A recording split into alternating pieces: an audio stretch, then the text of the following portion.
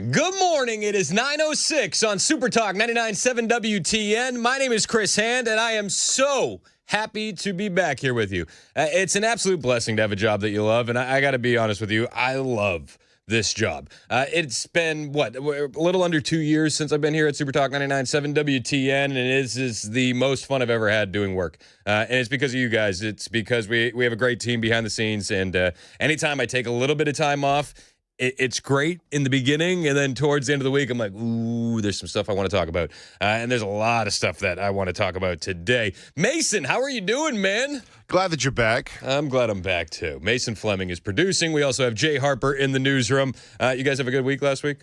Yeah, things went well. I mean, it's a little chaotic. We got some different people jumping on, lots of people filling in. It's been I filled in for Ken all last week, and filling in for Joan 3 days this week. She'll be back on Thursday. Man, it's always a blessing, though, that we always have next man up ready to go here.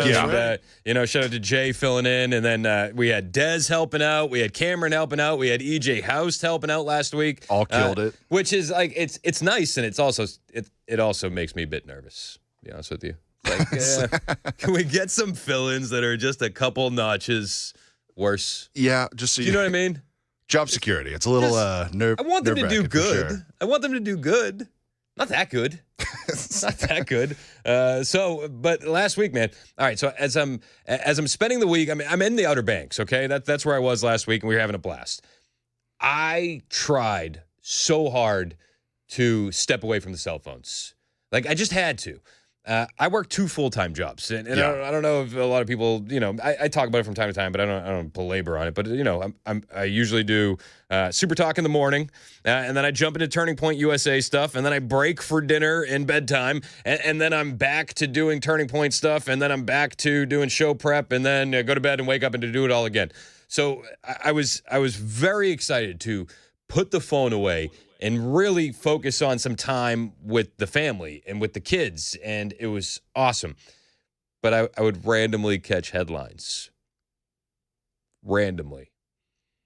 When you're doing things like, I don't know, pooping. So you'd be in those calm moments where you have a chance to check the headlines. I'd see things like, the 5th anniversary of the fentanyl overdose for George Floyd. Missed that last week. I saw that tariffs were blocked by an activist judge, and then now they're back. So I saw that, missed that, and then we saw a lot of stuff. But I did a good job. Just to let you know, I did a great job staying away from the phone. I feel like you're looking for a round of applause there. I am, dude. It's hard. It's really hard, especially in this gig. Oh yeah, for sure. So then we drive home Saturday. Well, here, before you drive home, I had one question. Were you wearing your sweater? And did you see any seashells pinned up in a certain way? I didn't see any. I didn't see any seashell messages or anything like that until my drive into work today, which we'll get to in a little bit. Okay, so I do a great job, and all week long I really kept my cell phone away, and even the wife is like, "You did awesome." I'm like, "You're damn right I did." And so then we get to the ride home, and then we do road trips like beasts. I don't know if you know this. I have 4 young kids, 3, 5, 7, and 11, and we did a road trip from the Outer Banks back here in 12 hours. That's impressive. 12. It was 12 or 13. I mean, still within the day. 3 stops. That's the impressive part. I'm a beast, and here's a bottle. This is how we do things. And so I we trudge through the ride. We get home, and it's about 1 a.m. Okay, 1 a.m. rolls around, and it's like, okay, got it.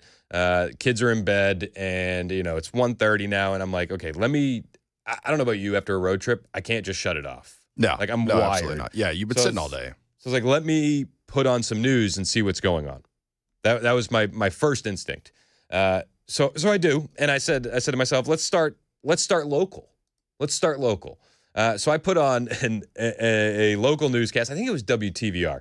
Do you know the News On app? Did anybody use the News On app? I use the News On app. So it's on Roku. WTVR, I think, is the station that's on that one. And so I'm watching this newscast, and I realized that I may have missed the biggest news story going. And the biggest news story going is the fact that there is a zebra that has escaped from Murfreesboro. A zebra. Yeah, I saw its racing stripes down the interstate. How? I have no idea. How did this zebra get out? And I'm opening up the phone lines because I do truly believe that one of you guys know what happened. I sure hope so. Murfreesboro is too small of a town to not know. News travels fast. What happened? Is my audio messing up on your side? I pull it up and I hear the. Oh, I think YouTube. I know what it is. You got it? Yep. Yeah, perfect. Because the news report that I saw when I first got in was absolutely wild. So I turn on the TV, I get local news, and this is what I see. This is the headline that has everybody talking. Residents in Murfreesboro were not seeing stars, but stripes this weekend. Someone's pet zebra is on the loose in Rutherford County. Okay, so pet is very loose. They had the thing for one day. Does it count as a pet at that point? I mean, not house trained, I guess. So we just need to crowdsource this thing, and we need to get the bottom of the zebra before we move forward. Yeah, I need to know. Because that thing made it far down 24. 615-737-9986. You know about this zebra. Don't withhold the information. Put the zebra owner on blast. Now's the time to do it. But no, my first thought was like, I'm gone for a week. And this is what you guys let happen while I was out. Coincidence? I think not. Take a look at this. The zebra caused havoc on I-24 Saturday as it ran around. Deputies had to shut down the interstate for a few hours. The zebra eventually ran into the woods near the Epps Mill Road exit, shrugging off the cops. The Rutherford Sheriff's Office says the owners had just gotten the zebra as a pet the day before. Wow. The day before. They just got the zebra as a pet. And this doesn't even, if you guys are watching on the stream, you could see it's a picture of the neighborhood. Oh, yeah. Doesn't look like it's got a big enough backyard to maintain a zebra. Yeah, well, I don't know. Is that supposed to be the zebra's neighborhood? That's my guess. Or is that just passing through, caught on the ring cam? I guess, yeah, I don't know. Zebras are mean. Yeah, do not approach. But somebody knows what happened. They have to. There's somebody in Murfreesboro that is so embarrassed right now. It's someone itching to tell a story. Oh my gosh. My first thought was my wife would kill me. For letting it go or bringing one home. If we don't hear about the owner of said zebra, we can only assume that he's in hiding from his wife currently. That's all we can do. I'm going on a road trip. I will be back for So that's the first news story I see, okay? Okay? So then this is like 1:30, 2 o'clock in the morning. Then I finally I'm like, I'm going to bed. I get to bed and I do what I always do. I search the headlines. It's a bad habit. You shouldn't do it. This is what I do. I lay down in bed and I scan through Twitter one more time. And Jason on X sent me this picture, which is a zebra in a tie-dye shirt that says Chris Hand's next conspiracy theory. That's good. Isn't that awesome? He sent that hours before I'd even seen the story. I had no idea that there was a zebra missing, and Jason was on top of it. Somebody knows about this zebra, and we do need to get to the bottom of it. 615-737-9986. He heard Murfreesboro and knew. He was like, this is going to be on the hand show so fast. Okay, so fast. And maybe this is just a complaint about local news. They closed the zebra story after like 30, 45 seconds. Okay? And then they moved on to Tennessee's birthday, which we also missed last week. Yeah. The June 1st, Tennessee's 229th birthday. They spent way too much time on the birthday story on local news. I'd rather talk about the zebra. People want to know about the zebra. That's important stuff there. Also, 229, not an exciting birthday. No, wait till next year. Give me a 230 even. Like, I feel like 250 is obviously 225 is a good one. 250 is going to be a good one. Yeah, but like pulling the 225, I feel like they're trying to pivot away from some stuff. Maybe I don't know how they pivoted away from the zebra story to the birthday story, but I was very disappointed. Understandable. I need more zebra information. Actually, got it. Yeah, we had a birthday. We have one every year here in Tennessee. Yeah, that's how that works. So, it's an annual celebration. Yeah, zebras loose every day? I don't think so. No, birthdays happen every year. When's the last time a zebra went missing in Murfreesboro? Yeah, last week, actually. Gonna need to spend some more time on local news. Step your game up. So that was my first getting back into news after spending a week at the beach. think it's a great introduction. Like, what the hell happened? And I was expecting to see a lot of things. There were some things that I wasn't shocked about. It's Pride Month, so when I did that last little Twitter check before I went to bed last night, I started seeing all the fun logos. Did you see the fun logos? I tried to avoid them on the first, at least, especially because it's a Sunday. Did you see the fun logos? Sesame Street put out a new one. Defunded. Do you remember when the whole gay marriage thing was happening and they were like, this is a slippery slope. They're going to be coming after your kids. And they're like, we're not coming after your kids, bigot. You stupid racist. You homophobe. What are you so afraid of? Remember that? Do you remember that? I remember that. Like it was yesterday. Listen, I was probably like, what? 18, 19 when that was happening. And, my heart went out to people. I was like, yeah, I get it. Hey, love who you love. I remember being young. Yeah. And thinking, well, no, that's not what they're doing. That's not what they're doing. But no, actually it is. And Sesame Street really put the exclamation point on it with their Pride logo that they put out yesterday on June 1st. Sesame Street on X, using all of the furry Muppet hands to make a Pride flag. And I'm very disappointed. Defund PBS, please. They said on our street, everyone is welcome. Together, let's build a world where every person and family feels loved and respected for who they are. Happy Pride Month. Again, why do we need to push this on our kids? Why? Why? We're not coming after your kids, you dumb bigot. Remember that? No, they are. They are. Pride Month is in full swing. We also had Disney Plus popping up a new logo for Pride Month as well. Oh, it looks so nice, so nice. The MLB. This one kind of infuriated me. I'm not going to lie to you because I like baseball. I do. MLB. They put out their Pride logo. Did you see the MLB one? It's so nice, so nice. Although it does kind of look like they're about to bat it away. I'm just saying. It does look, to be fair, with the MLB version, it does look like they're about to take a baseball bat to it. To be fair. Why are we doing this? Like, everybody understands that these corporations don't give a actual damn about the LGBTQ community. What they really care about is making dollars. And at this time of year, this is a marketing decision, not a human rights decision. And you can know that because, what was it, a couple of years ago? We saw BMW, Mercedes-Benz, Audi. They all changed their logo to the Pride logo, except on their X accounts and their social media accounts that were intended for the Middle East audience. Yeah, weird how that happens. And it's not just Major League Baseball that's doing this. Minor leagues doing it too. The Nashville Sounds, they got a Pride night coming up on Thursday. Just giving you a heads up. All I know is it would be my luck that I would be like, hey boys, let's go to the Sounds game tonight, and we'll have a great time. And then you get there, you're like, wait, what? Why are all the players in drag? What's going on? Why? What's going on here? And then I'd have to do my best Joe Biden impression. They'd be like, Dad, why are those two guys kissing? I'd be like, Joey, baby, it's love. They love who they love. That's what I would have to do. It's awkward. Yeah, so the Nashville Sounds, their Pride Night is happening on Thursday. Just a heads up. Sounds unfortunate. I'll tell you what, though, some cities are actually, getting back to a more sane space. Boise, Idaho, their Pride season kickoff had to be canceled due to lack of attendance. Ooh. Maybe we can do the same thing with the Sounds game on Thursday. Possibly. Possibly.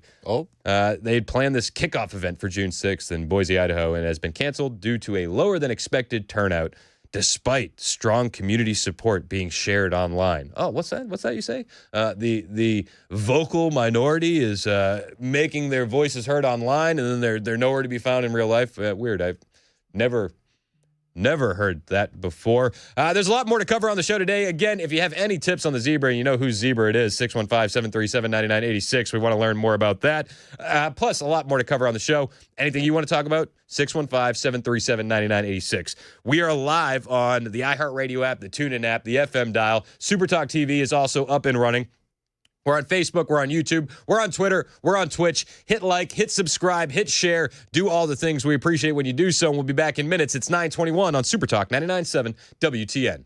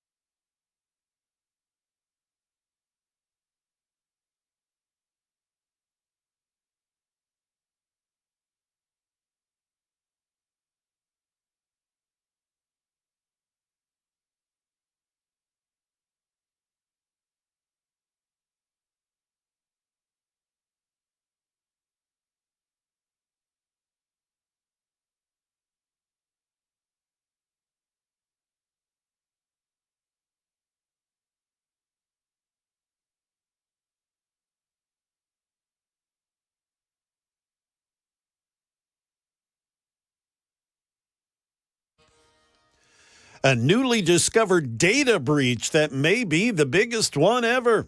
Air quality alerts in part of the U.S. will tell you why.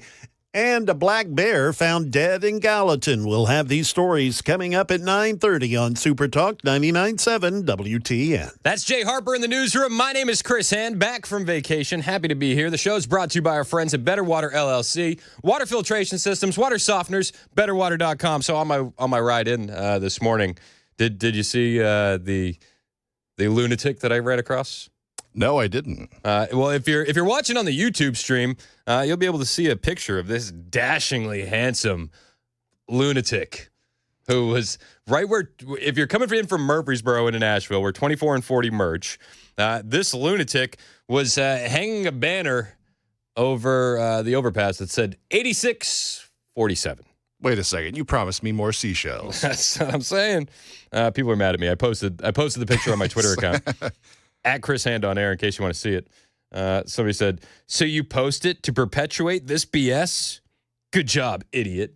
All right. I'm sorry. I'll delete it. I'll delete it, I guess. But I didn't mean to make anybody upset.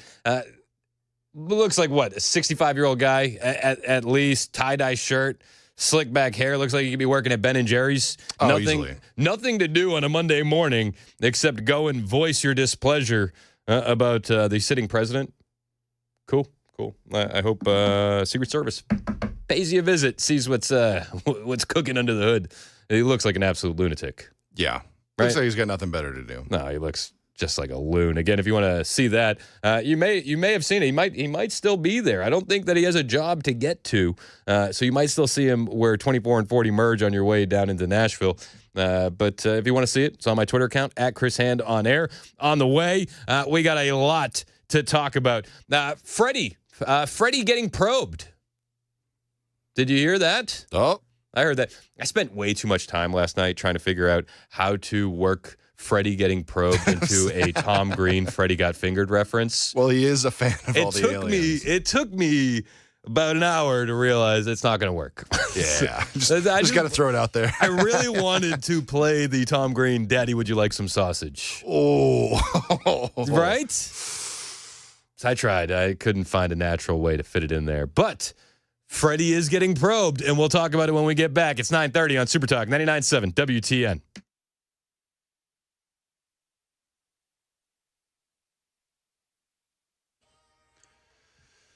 Good morning. It is 9:30. I'm Jay Harper, and I've got your top stories, a weather forecast, a warm one coming up.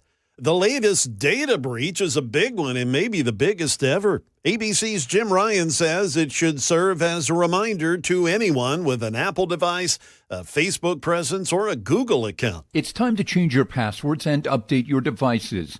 A massive data breach that compromised more than 184 million passwords is being called a cyber criminal's dream. Online researchers say the leak affected everything from email accounts to social media logins to bank accounts. The problem? The file containing all that sensitive information was itself not password protected. The database containing the information was discovered by a security researcher named Jeremiah Fowler, and it's not clear where or how that data was collected.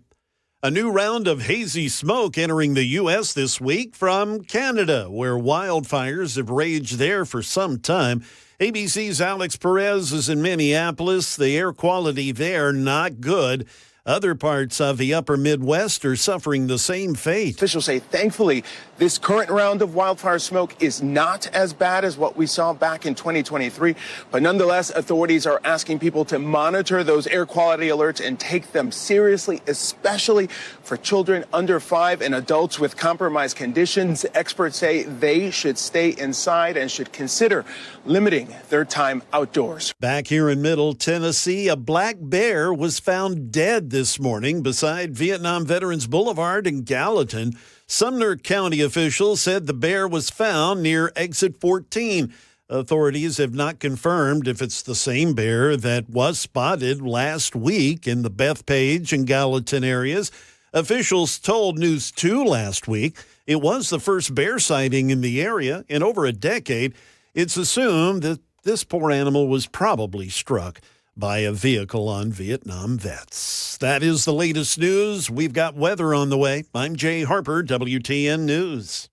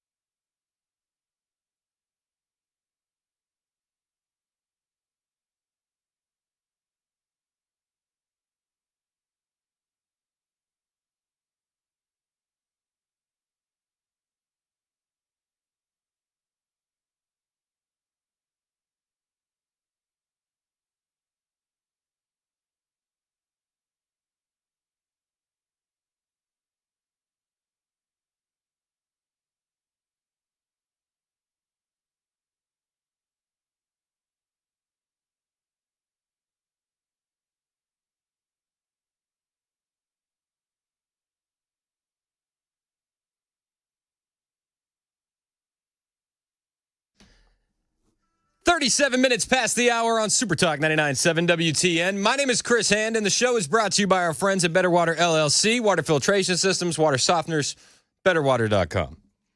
Freddie's getting probed. I don't know if he asked for this, but it's coming. Our esteemed mayor, Freddie O'Connell, mayor of Nashville, who's just been so heartbroken about what's been happening to the illegal alien gang members, criminals, and terrorists in our city. He's decided to fight back by doxing ICE officials and DHS agents, and then had the audacity to claim that it was, wait for it, it was just a happy little accident. It was a mistake. Tricia McLaughlin, she is the secretary at the DHS. She's not exactly impressed with that excuse. Mayor O'Connell was involved in some sort of obstruction or the harboring of criminal illegal aliens in the great city of Nashville. But also just last night, his office put out the names of Homeland Security investigators and doxed our ICE enforcement officers. They claimed it was a mistake. There's zero chance it was a mistake, and there will be repercussions. Our ICE enforcement officers are already facing a 400% increase in assaults against them. And he's essentially handing over intelligence to these criminal gangs so that they can target our ICE enforcement officers. It's wrong, and it's beneath the city of Nashville. She's right. It is wrong. It is beneath the city of Nashville. And Freddie, you done goofed. Freddie O'Connell, he cares more about the illegal aliens in Nashville than he cares about the Nashvillians in Nashville. And he's putting it on full display. Doxing ICE and DHS agents. What an absolute slime ball. And the excuse that we got, it was just a mistake. It's just a happy little accident. Okay. Well, we've also heard that he's officially being probed. This story broke last week. Nashville's progressive mayor, Freddie O'Connell, being probed for allegedly aiding illegal aliens in Nashville, obstructing ICE. This is from the New York Post. Progressive Nashville Mayor Freddie O'Connell being investigated by the feds for allegedly aiding and abetting illegal aliens and obstructing ICE agents. The Department of Homeland Security and Congressional Judiciary Committees are probing whether O'Connell used federal tax dollars in a criminal enterprise related to illegal immigration. Tennessee Rep. Andy Ogles announced. Yeah, Andy, he's not just fighting for 3 terms for Donald Trump anymore. He's speaking out against this, and shout out to Andy for speaking out against this. We need it. Lord knows we could use a statement from Bill Lee. Did I miss that last week when I was off? Did I miss the governor saying anything about the Nashville mayor and his love, his affinity for illegal aliens? Did I miss that? I know I was off. I don't think so. I sure didn't see anything. It's crazy, too, because people will get mad about Marsha Blackburn, and at least she's speaking out against Freddie O'Connell. For all intents and purposes, she's going to be our next governor, right? I think that's pretty much locked in at this point. I know she hasn't officially announced yet, but let's just be real. It's going to be an absolute improvement over Governor Bill Lee, who we don't know where he is, and we don't know what he thinks about all this. Andy Ogles, though, very much all for Freddie O'Connell being investigated. Well, you've heard it. The individuals that the mayor is standing with are murderers, rapists, drug traffickers, sexual predators, child traffickers. The list goes on. Which is why I will always stand on the rule of law and with ICE. And I don't just stand with ICE, I'll stand in front of ICE. Because we, the people, have had enough. I choose my community, my state, and my family over this type of nonsense.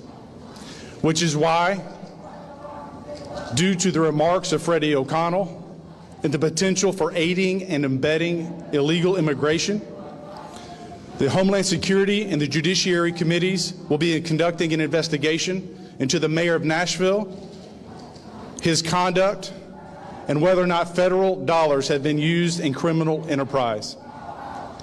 I will not back down. I will not relent. And I will always stand with law enforcement. I want my community and I want my country back. Amen. I feel the exact same way. Thank you, Andy, for focusing on something that's a bit more productive than a third term for Donald Trump. Let's be real. But Ogles, I mean, this isn't his first foray into this. He'd previously sent a letter to ICE and the Judiciary Committees urging them to investigate Freddie O'Connell, who the Trump administration is accused of supporting pro-illegal policies for obstructing ICE operations. This is all on the heels of what we all saw a couple weeks back, where we had, was it close to 200 illegal aliens rounded up by ICE that just left the mayor of our city completely heartbroken and devastated because of family separation. After the arrest, O'Connell signed an executive order requiring city departments to inform the mayor's office within a certain time frame after communicating with federal immigration authorities, according to the Tennessean. Ogles called that executive order an outrageous directive. If you're helping violent gangs destroy Tennessee by obstructing ICE, you belong behind bars.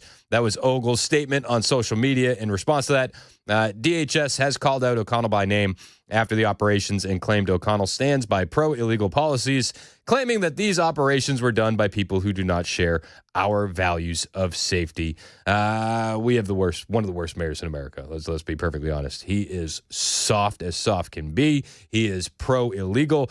He is pro-radical left policies, and he's going to ruin the city if we let him. Brian in the borough wants to talk about Freddie O'Connell. What's up, Brian? Hey, I am so disappointed, disgusted. I don't know how to articulate it yet because I'm so frustrated with Freddie O'Connell. I was looking at it as, for a long time, okay, I strongly disagree with Freddie O'Connell on his policies, all this and that. But as a person, I was looking at him like, okay, he's an okay guy, but he has endangered people's lives because of his political standings now with doxing those folks. And he has no character. He's not coming out and saying, he's almost riding the fence, and he's just not manning up, and that's what disturbs me more than anything else. Yeah, he has no character. Yep. Like, even if you're going to stand for the radical left policies, stand in front.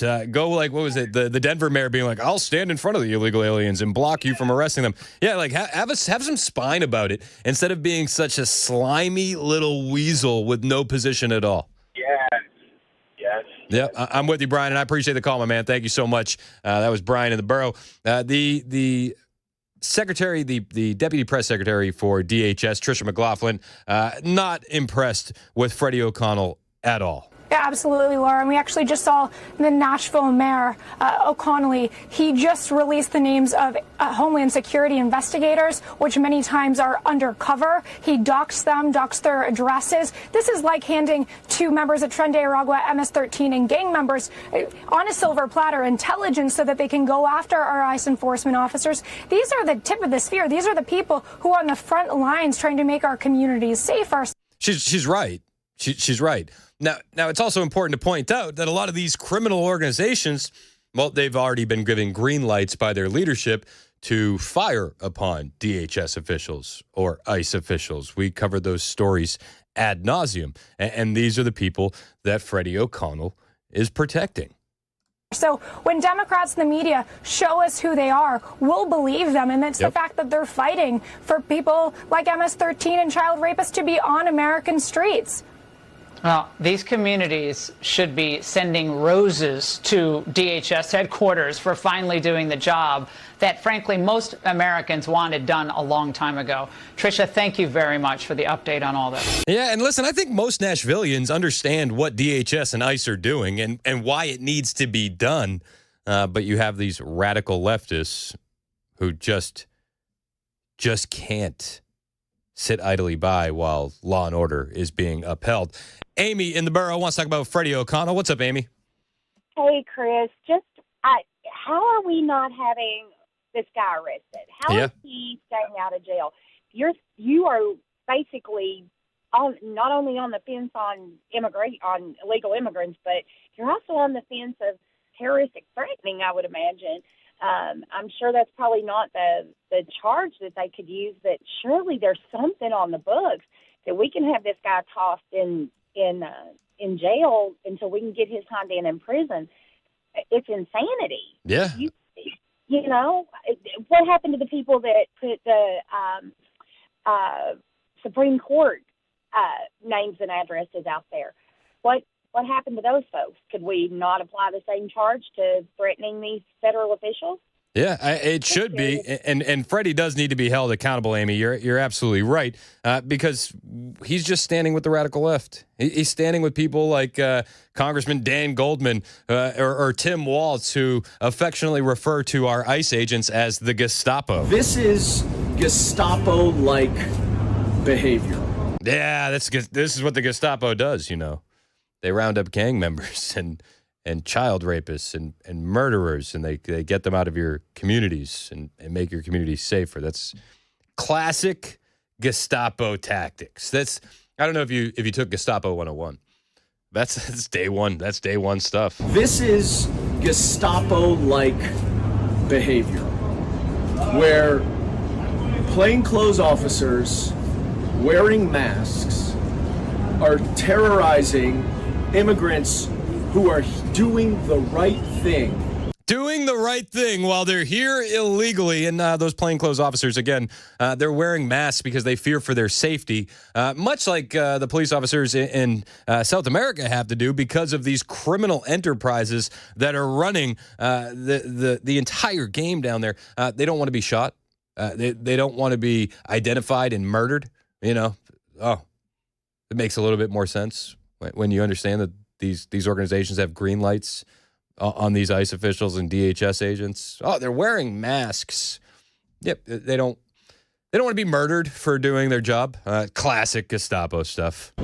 By going to court, following up on their immigration proceedings, and trying to come into this country lawfully, which is through asylum. I'm also, as a Jew, very familiar with the Gestapo in Nazi Germany, and other forms of secret law enforcement in Russia and elsewhere. You know, as a Jew, okay. Wait. Okay. All right, great. Got it. You know, as a Jew, I know a thing or two about the Nazis. I read about them in my textbook like most of you did. I know a thing or two about secret. Did I mention I'm a Jew? So, okay, Dan. Yeah, we got it, bro. Got it. These two things are not the same. No matter how much he wants us to believe him, because as a Jew, I'm intimately familiar with this. Okay. You're not that guy, pal. Trust me. You're not that guy. It's 9:50 on Super Talk 99.7 WTN.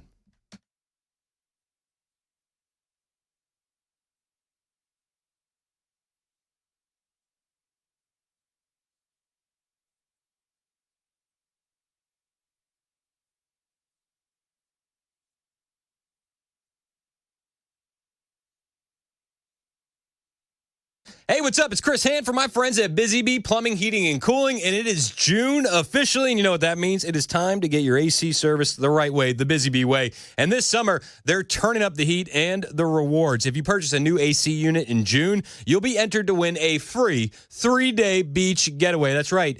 You buy the unit, they'll handle the vacation, gas, lodging, 2 meals a day, all on Busy Bee. The winner's going to be announced live on their Facebook page. Just another reason to hit like. And while you're keeping cool, there's a lot more hot June specials happening, like a free package air upgrade on air duct cleaning. You buy the middle tier, you get upgraded to deluxe. You get $500 off select tankless or upright water heaters, 15% off whole home drain repipes, and just $99 for a full drain video inspection. And don't forget the Beehive Club.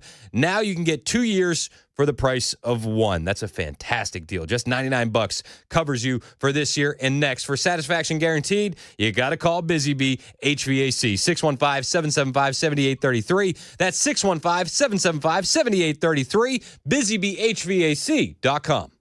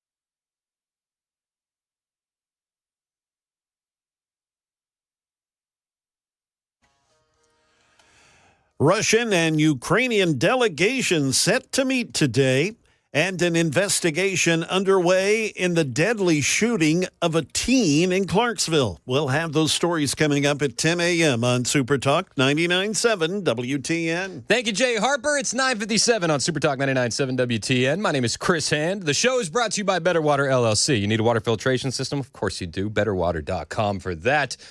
We were chuckling during the break, Mason and myself, but Dan Goldman. You know, as a Jew, there's some things I know. This is the clip in question. This is Gestapo-like behavior, where plainclothes officers wearing masks are terrorizing immigrants who are doing the right thing. Doing the right thing while they're here illegally. By going to court, following up on their immigration proceedings, and trying to come into this country lawfully, which is through asylum. I'm also, as a Jew, very familiar with the Gestapo in Nazi Germany. As a Jew, I'm very familiar with this. It makes me really chuckle because he's comparing ICE to these just evil secret police, the Gestapo. Ooh, Nazi. Ooh. And he's, as a Jew, I know this very, very well. Yet he's railing against the same people that are tasked with protecting communities from illegal aliens who target people like, I don't know, say Jews. Right? Like, did Dan Goldman have the same energy after the Boulder, Colorado terror attack yesterday? Did he come to a podium and say, you know, as a Jew, I know that the left is fermenting a lot of hate against the Jewish people? Nope, he didn't. He didn't. When the illegal alien who was here because of the Biden administration decided to throw Molotov cocktails at peaceful protesters who protest, I guess, every week to have the hostages released from Gaza, did Dan Goldman say, you know, as a Jew, this is very upsetting? No. He was actually very silent about it because the radical left is very anti-Israel. Isn't that convenient? The terror attack in Boulder was definitely insane yesterday. A lot to cover on that. And it seemed like there was a little bit of butting heads between local officials who didn't want to say that this was a terror attack and the FBI, who was very, very quick to label it what it was, a terror attack. No comment from the resident Democrat Jew on this terror attack against his people, but they never apply their logic evenly, do they? We'll talk about what happened in Boulder when we get back. It's 10 o'clock on Super Talk 99.7 WTN.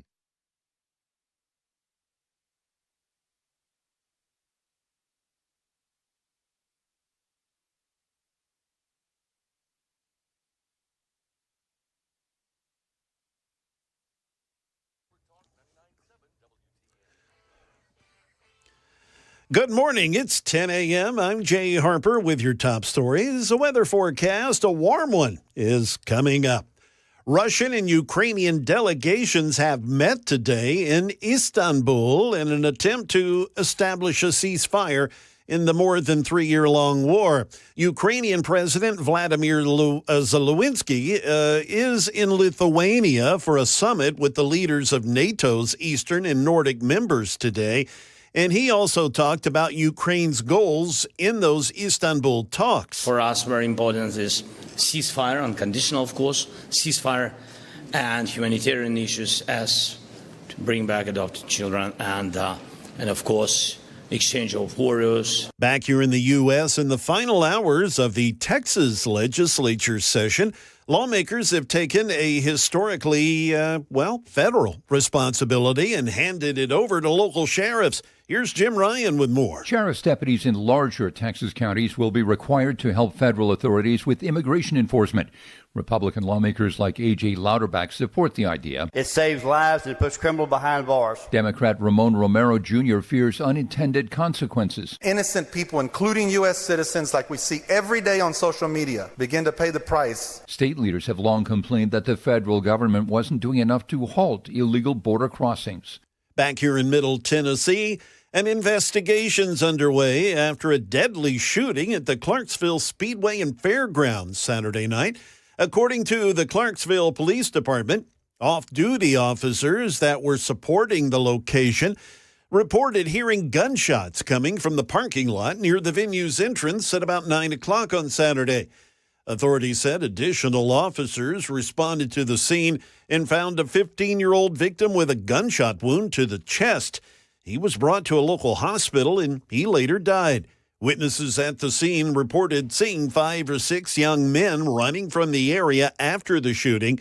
Police urge anyone in the immediate area that may have surveillance cameras to please check their footage, and if they see anything suspicious, to please notify Clarksville police. One person was injured in a shootout outside an Airbnb in the Cumberland Heights area of Nashville this morning. That's according to Metro Police. The Airbnb where the shootout took place is located on Fern Avenue at the intersection of Brick Church Pike. Metro said a robbery happened inside the Airbnb early this morning, which led to 2 people shooting at one another outside the Airbnb. One person was hit in the leg. The second person took off from the scene. One person was transported to the hospital, but officers on the scene, they weren't sure if the person transported was the victim or the suspect. That is the latest news. Weather's next. I'm Jay Harper, WTN News.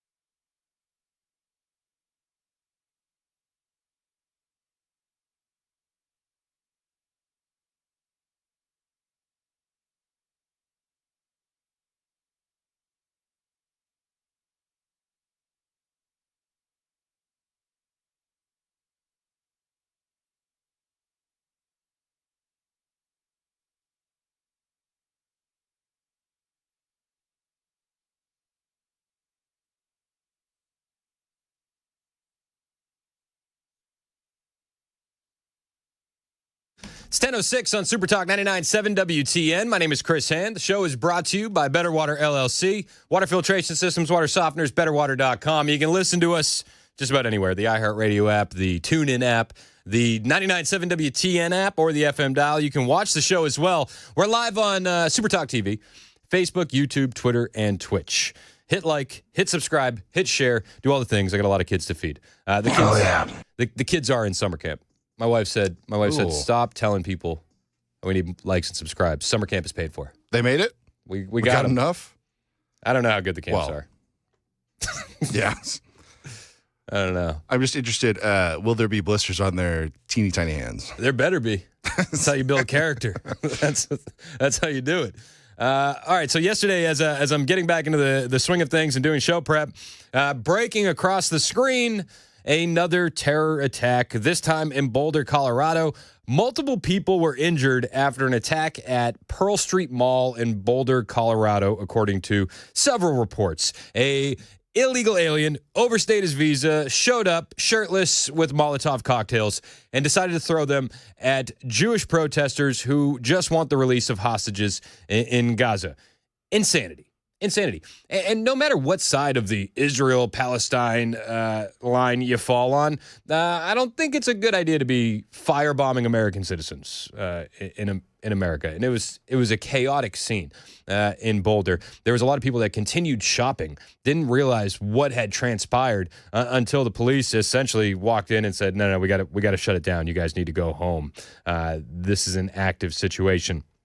In a post on X, Boulder Police Department revealed that it was responding to a report of an attack that took place at 13th and Pearl Streets and asked people to avoid the area, saying, we were responding to a report of attack at 13th and Pearl Streets with reports of several victims. The Boulder Police Department said, please avoid the area. We will put out more information soon. As that more information came out, we found out that there was a shirtless individual with Molotov cocktails throwing them at the Jewish protesters.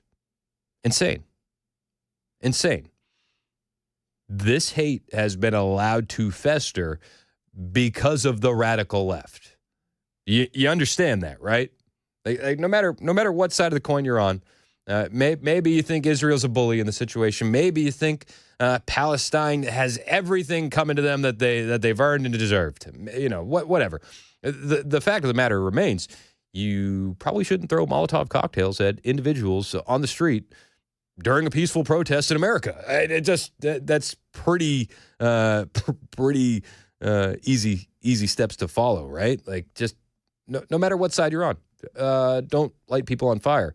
Witnesses at the scene told CBS Colorado that the suspect attacked people with Molotov cocktails who were participating in a walk to remember the Israeli hostages who remain in Gaza, run for their lives, organized the walk, and said this is not a protest.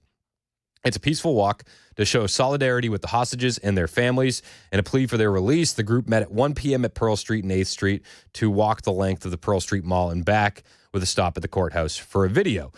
One witness who had been on Pearl Street at the time of the attack explained that he saw a fire and then a cloud of smoke and added that a woman was burning on the ground. Burning on the ground. A man who was on Pearl Street at the time of the attack said he saw the fire and then saw a cloud of smoke. He said that when he got to the scene, there was a woman burning on the ground and two other people impacted by burns on their legs. He said the incident occurred during some kind of religious protest. Now, immediately following the attack, FBI Director Kash Patel said that the agency was aware and fully investigating a targeted terror attack in Boulder. As that's happening, and he's dropping statements on X, Kash Patel, you have the Boulder Police Chief, Stephen Redfern, describing the attack in a press conference, and he wasn't as quick to jump in and say that this was terrorism, which just feels like an absolute cop-out, if you're asking me. I don't know how you call this anything other than terrorism. As Dion said, my name is Stephen Redfern. I serve as the police chief here in Boulder, Colorado. Today I'm here to give you very preliminary information about an attack that occurred here in downtown Boulder at about 1:26 p.m. today. At that time, Boulder dispatch received several calls to the county courthouse located at 1325 Pearl Street here in Boulder. The initial callers indicated that there was a man with a weapon and that people were being set on fire. The initial response by our officers, we were on scene very quickly. When we arrived, we encountered multiple victims that were injured with injuries consistent with burns and other injuries. While our officers and paramedics and fire department personnel got those victims quickly to the hospital, our officers were pointed out, a suspect was pointed out to our officers on the scene. Our officers immediately encountered that suspect who was taken into custody without incident. That suspect, who I'm not able to ID at this time, was taken to the hospital with some minor injuries as well. And there's a lot more we're investigating right now before I'm able to release information on that person. So they weren't going to release any information on that person. A lot more to get to, and we can release the information on the individual. Bill Melugin had this first. Said breaking: 3 senior DHS sources tell Fox News that the Boulder terror suspect is an Egyptian national. Wait for it. Who's in the U.S. illegally as a visa overstay, who entered the U.S. during the Biden administration. I'm told the name is Mohammed Sabri Solomon. He arrived at LAX on 8/27/2022 on a B1, B2 non-immigrant visa with an authorized stay through February of 2023. He overstayed that visa. He never left. There were no consequences for that during the Biden administration, so why not? On 9/29/22, he filed some sort of claim with USCIS. Bill Melugin says potentially an asylum claim. And on 3/29/23, USCIS under Biden gave him work authorization. So he overstayed his visa, then apparently claimed asylum, and then the Biden administration said, yeah, perfect, you can work here. No big deal. No worries. I mean, you can see that the vetting of the Biden administration was absolutely top-notch, right? A radicalized Egyptian national who is going to throw Molotov cocktails at Jewish protesters. So, yep. They did a fine job, didn't they? But again, the FBI was out in front immediately, Kash Patel on X, saying, we're going to cover this as, we're going to investigate this as a terror attack. The police chief in Boulder, his name is Stephen Redfern, said not so fast on that. FBI is already calling it a targeted terror attack. Would you also refer to it as a terror attack? So I've been in contact with our local FBI multiple times. We are in contact with them here. We are not calling it a terror attack at this point. Again, it's way too early to speculate motive. I know there's a lot out there on social media, but I ask people just to give us a little bit of patience while we work through a really complex scene. A lot of witnesses were here. We've taken them to another location to debrief them and interview them. As we do that, I think the picture will become more clear. But it would be irresponsible for me to speculate on motive this early on. We're only a couple hours into this thing. So I don't know. Like my initial reaction when he said we're not going to look at it as a terror attack was frustration, because I just look at this thing and I go, well, what are you going to call? What else? How else are you going to describe this? You have a shirtless individual throwing Molotov cocktails at Jewish protesters who want hostages freed. What would it be if not terrorism? Right? So my initial reaction when I heard that is frustration. And then I was like, okay, maybe he's not denying it. He's just not confirming it. And after I spent a little time with it, I was like, okay, maybe he's just doing what he needs to do. Like, chill. We're going to get to the bottom of this. We'll have more information for you as it becomes available. Okay. Maybe that was the case. Maybe the police chief out of Boulder, Colorado, is a rabid leftist and didn't want to highlight exactly what happened. Maybe that could be true too. But my initial reaction was frustration. I was like, give the guy some grace. It was an active scene. You had a shirtless individual throwing Molotov cocktails at Jewish protesters. I don't know how you say that's anything other than terror. I don't. Clearly using violence for political means. That's terrorism, plain and simple. But he wanted to be patient, and you know what? That's fine. That's fine. Be patient. I get it. Again, it's important to highlight. Bill Melugin was told by 3 senior DHS officials that the Boulder terror suspect is an Egyptian national in the U.S. illegally. Overstayed his visa during the Biden administration. Where are all the Democrats condemning this? Dan Goldman was really quick to find a podium and a microphone and say that, as a Jew, I can tell you that the Gestapo, they acted this way. They did this same kind of stuff. Okay. We didn't get a podium and a microphone from Dan Goldman on that one. But what we did get was a tweet from Dan, and he said, this is what happens when anti-Semitic hate is normalized. This is what happens when too many remain silent in response to anti-Semitic hate. I'm praying for all those impacted by this tragedy. And I would just like to say, Dan, whose side is being silent during the anti-Semitic hate? Well, it would be the rabid leftists. And I know. Now, again, Dan put out the tweet, and the police chief wasn't trying to jump to conclusions. There was one Democrat who did jump to conclusions. Representative Jamie Raskin, he immediately found his way to MSNBC during this terror attack, and he did what any sane Democrat would do. Well, he talked about gun violence. We've got to take whatever precautions and security measures we need to make sure that people can do that. That's essential.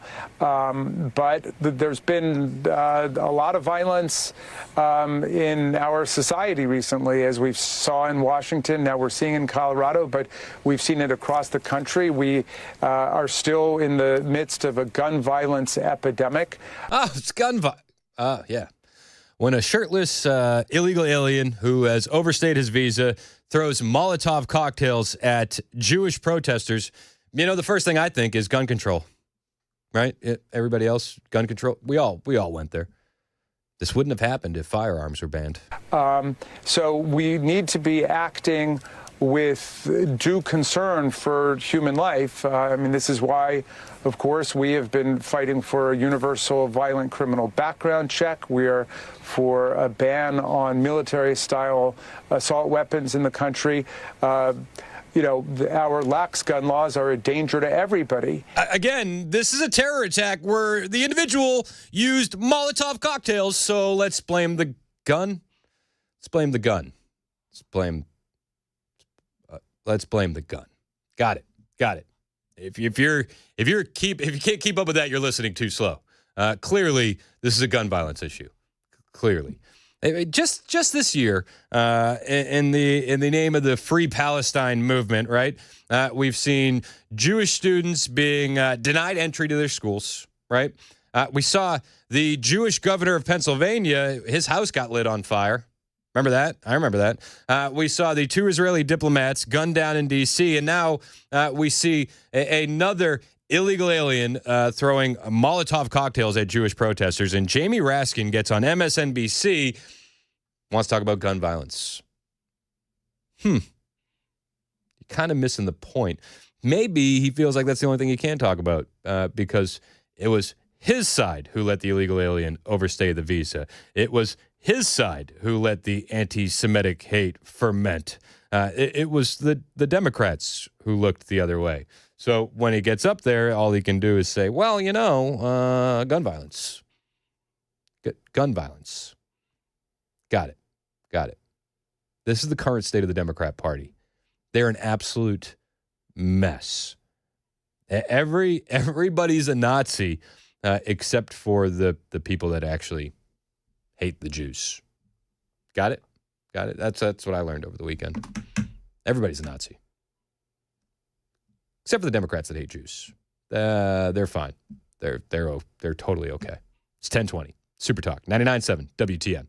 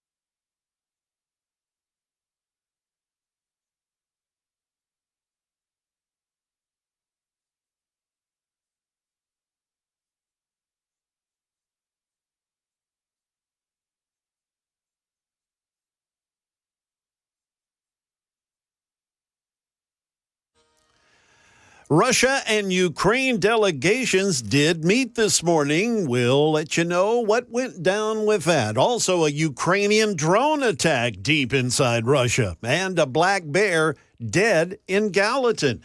We'll have those stories coming up at 10:30 on Super Talk 99.7 WTN. That's Jay Harper in the newsroom. My name is Chris Hand. Jay, what everybody really wants to know, do we have any zebra updates? No, man, they're still chasing this thing. Zebra Gate is wide open. Yep, still trying to track them down in the Murfreesboro area. Yep. Somebody got mad at me earlier. Said somebody knows something about that zebra and the owners. Murfreesboro is a small town. Somebody's like, Murfreesboro's not small. Yeah, I saw that. Yeah. I mean, if you remove the school property that's out there, then Murfreesboro starts to shrink quite a bit. Yeah, Murfreesboro, Tennessee, where it takes just about 45 minutes to get to Murfreesboro, Tennessee. Yeah. Pretty much. Yep. And that's not because of distance. That's because of traffic. No, it's crazy. We were talking about the terror attack in Boulder, Colorado. Anthony in Gallatin wants to weigh in on it. What's up, Anthony? How we doing, man? I'm doing great, Chris. I haven't called you for a while. So I started paying attention to politics when I moved to Colorado. I'm originally from Idaho. Sorry, all the locals out there. I'm a transplant, I know. But Colorado was the state that made me really pay attention, and I can tell you that for Jamie Raskin to go on and tout gun control, it's kind of interesting. Even if this terror attack was carried out by a gun, Boulder County in Colorado is actually the strictest county when it comes to gun restrictions. Back when that attack happened on that grocery store, when that guy had shot up that grocery store, I was living there at the time when that happened, and right after that happened, there was a ton of legislation passed. I don't know how much of it actually stood, but as far as I know, to my knowledge, you still can't purchase an AR-style rifle in Boulder County, and there's a lot of restrictions on, magazine capacity, ammunition capacity, all of that. So I just kind of wanted to throw that in there. No, I appreciate the insight. I just think it's insane when a Democrat. No, I mean, Jamie Raskin, for whatever people might think, I don't think he's dumb. I think that he knows exactly what he's doing, and he knows exactly what his party's doing in fermenting a lot of this hate and allowing it to go, unnoticed or quietly they ignore it. And then when he gets on TV, he goes, well, clearly we got to work on gun control. It's like, what? Are the Democrat voters that dumb to believe that gun control would stop a terrorist who overstayed his visa because of the Biden administration and an attack with Molotov cocktails? It doesn't make any sense to me.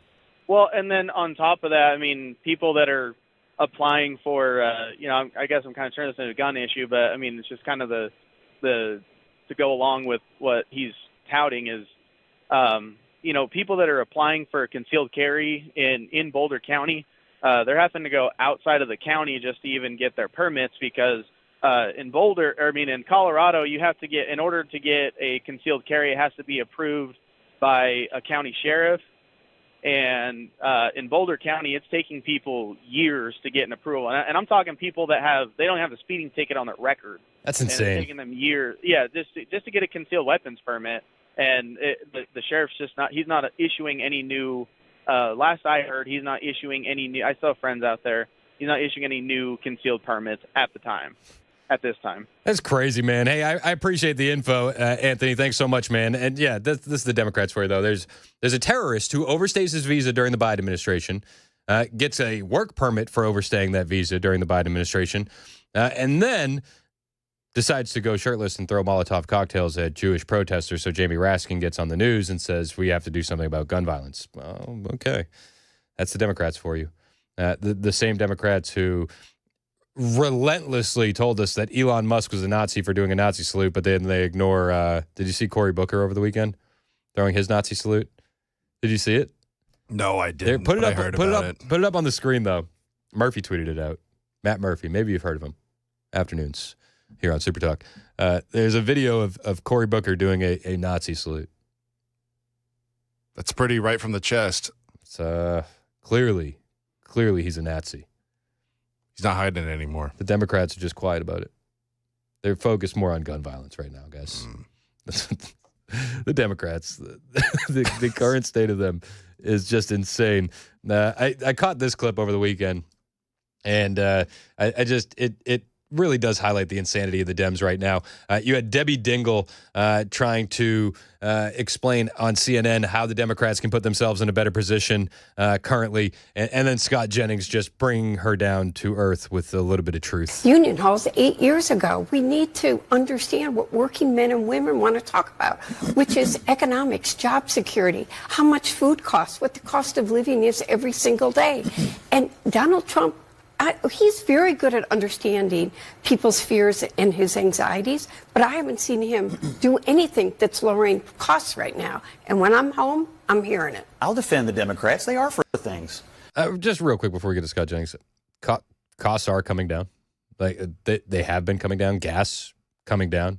Egg price. Remember when they were all about egg price? Egg price is down 61%. So I don't mean to interrupt Scott Jennings, the great Scott Jennings, but this is Scott on what the Democrats are for. Illegal aliens. You're for boys and girls sports. I mean, you are for things, and that's why you have such struggles right now in your party, because you're not for anything that's on the right side of any of the 80-20 issues that are driving this cultural divide in America. I think Wes Moore's actually a pretty talented communicator. The other person who spoke in South Carolina, Tim Walz, is this special mixture of extreme buffoonery and a mean spirit, which is a toxic brew. He is not the future of the Democratic Party. Moore is interesting. Probably more interesting than some of the radicals you have out there, Crockett, AOC. I mean, those are the true leaders of your party right now, but it'd probably be better off replacing them. That's not true, and I'm not going to even let you. That's not true, and here's the thing. But it is true. It is. Jasmine Crockett said actually a lot of Republicans are coming up to her, and they love her. Wait until you hear this clip. Jasmine Crockett truly believes that there are Republicans out there that love her, and I actually agree with it. I think there are Republicans out there that love her, albeit for different reasons. We'll talk about that when we get back. It's 10:31, Super Talk, 99.7 WTN.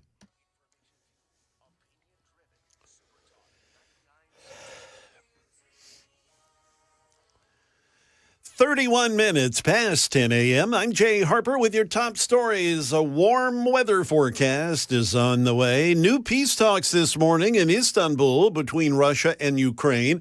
But ABC's Marcus Moore says the two sides only met for a little over an hour, and that was the end of that. Ukraine's President Volodymyr Zelensky has been calling for a permanent ceasefire in this war. Russia has said that it would be open to a pause in the fighting, but only if their conditions were met. And early on in these discussions, a lot of what Russia had presented were non-starters for Ukraine. It was a plan, sources say, a year and a half in the making. Ukraine using shipping containers to smuggle attack drones into Russia. Some of them getting thousands of miles into the country, close enough to military air bases to launch attacks that destroyed Russian bombers. Ukraine claims more than 40 of them. 40 were destroyed. ABC's former Defense Department official Mick Mulroy. It looks like around 30% or higher of their strategic bombers were destroyed. Some of these drones were as low as $500, taking out million-dollar aircraft. It was a blow tactically, it was a blow strategically, and it was a blow politically. Back here in Middle Tennessee, a young black bear was found dead this morning beside Vietnam Veterans Boulevard in Gallatin. Sumner County officials said the bear was found near Exit 14. The Tennessee Wildlife Resources Agency said they believe the bear died after it was struck by a vehicle last night. After it was spotted in the St. Blaise Retreat area, authorities confirmed this is the same bear that was first spotted in Bethpage back on May 26, which was the first bear sighting in the area for over 10 years. The Wildlife Resource Agency took the bear to a county facility. A biologist is coming to take samples from the bear's remains. The bear weighed about 200 pounds and is considered a yearling, which is between the ages of 1 and 2 years old. That is the latest news. Weather is next. I'm Jay Harper, WTN News.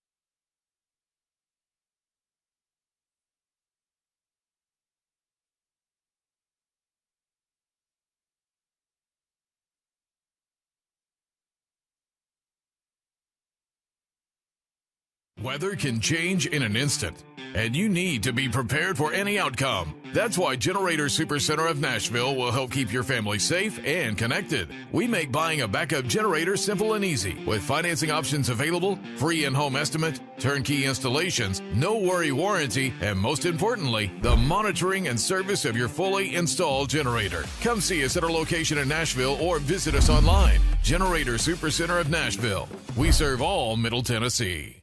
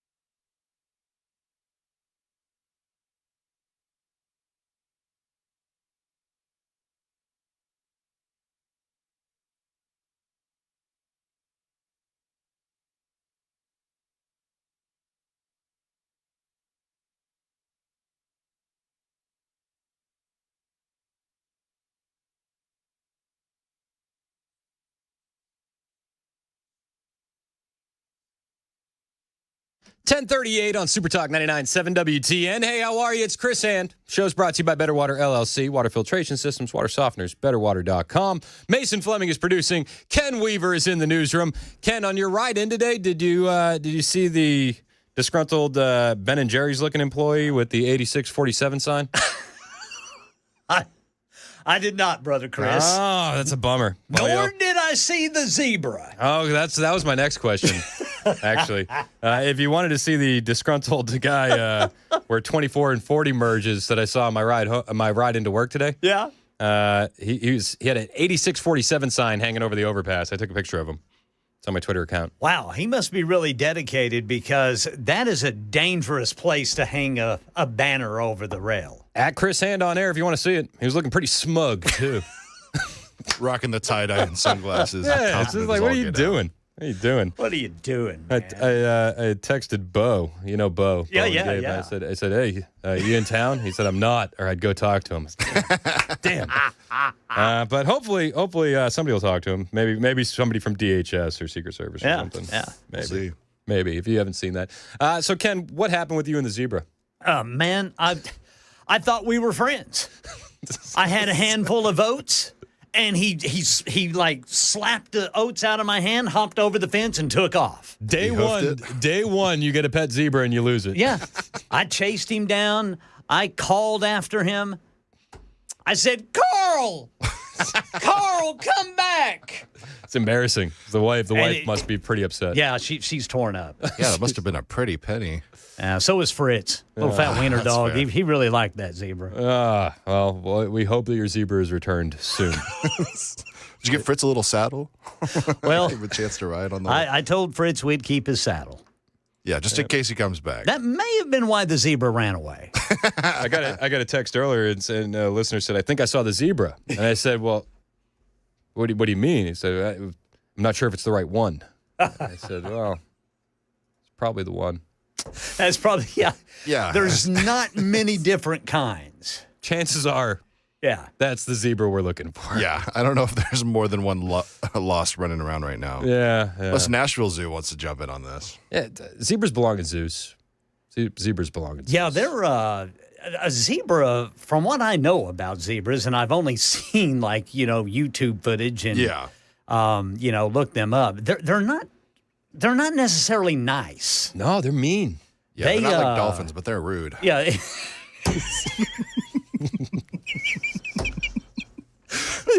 Yeah, at least a dolphin might kiss you. The zebra will bite you. Yeah. And continue to bite you and kick you. Yeah, they get a little punchy. Yeah. The dolphin will give you time to put on some lipstick so you look pretty. All right. We'll keep you updated on Zebragate. Zebra Gate. It's wide open right now. Yeah, I was about to say. The gate is wide open. Zebra's hoofing it. So we'll keep you updated. I feel like somebody's going to owe somebody some money after all this is said and done. Oh, for sure. Yeah. Whoever owns that zebra, they're probably looking at a pretty big bill coming from Rutherford County. Oh, yeah. We're still accepting any and all narcs on Zebragate. So if you know whose zebra it is. We'll keep you anonymous, but we'll blast that zebra. We'll keep you anonymous, but we'll blast the zebra owner. 615-737-9986. Somebody out there knows, and they're holding out on us. And I'm a little disappointed in that, to be honest with you. I thought the phone lines were going to blow up, and they were going to be like, dude, it's George. We told him not to get that zebra. It's like we should have listened to 2285. We said a quarter-acre lot is not enough, and the HOA is going to be pissed. And he said... I thought the fence was high enough. He said, I'm sorry, I thought this was America. All right, George. Painting the stripes. Elon Musk, he's done. He's done over at DOGE. Yeah. An honor to be with Elon, who's my friend, and he's done a fantastic job. He didn't need this. He didn't need it. And we find out government's a little nasty on occasion. Hello, Peter. Yeah, hello, President Trump. Government's a little bit nasty, Peter. You haven't noticed that. You've had a charmed life, right?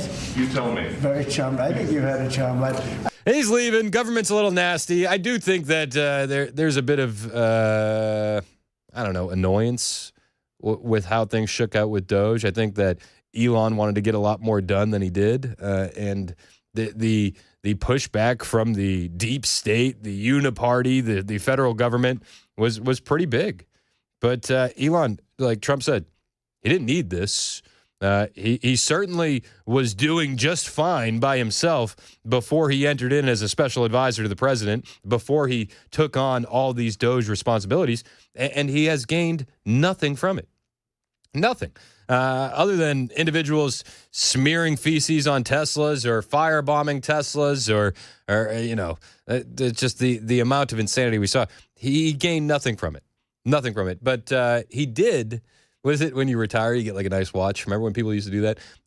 Trump gave him a key to the White House. He had to go through the slings and the arrows, which is a shame because he's an incredible patriot. The good news is that 90% of the country knows that, and they appreciate it, and they really appreciate what he did. And I gave him a little special something we have here. Thank you. A very special that I give to very special people.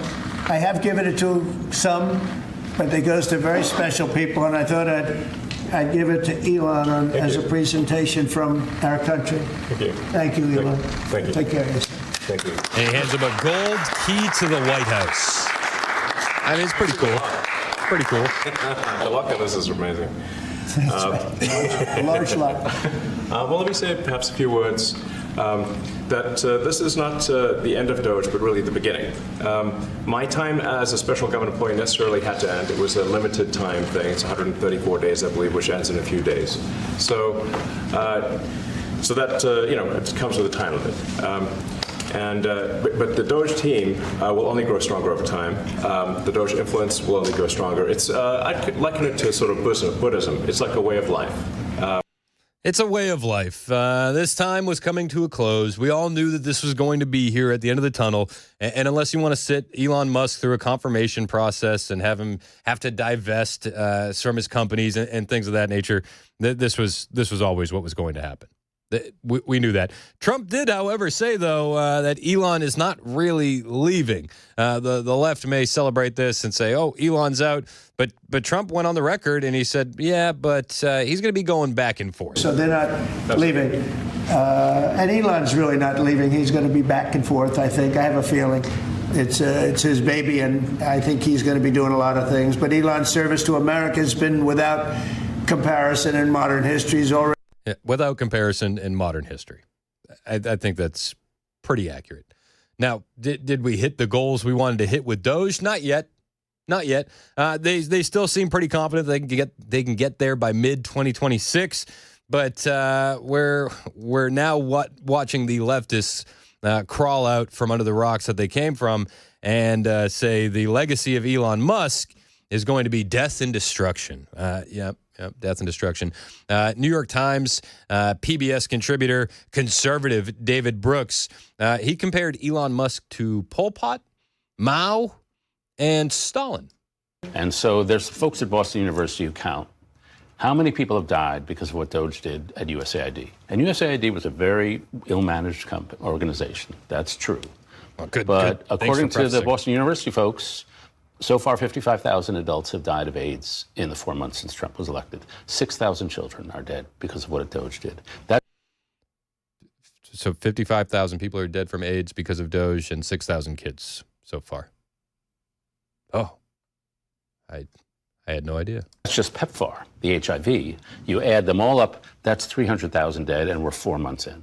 Oh, 300,000 deaths in 4 months. Now, you accumulate that over 4 years, the number of dead grows very high. There are mass murderers in the world, Pol Pot, Mao Zedong, Stalin. We don't have anybody on the list for America. And I don't think it's the same as committing the kind of genocide they did.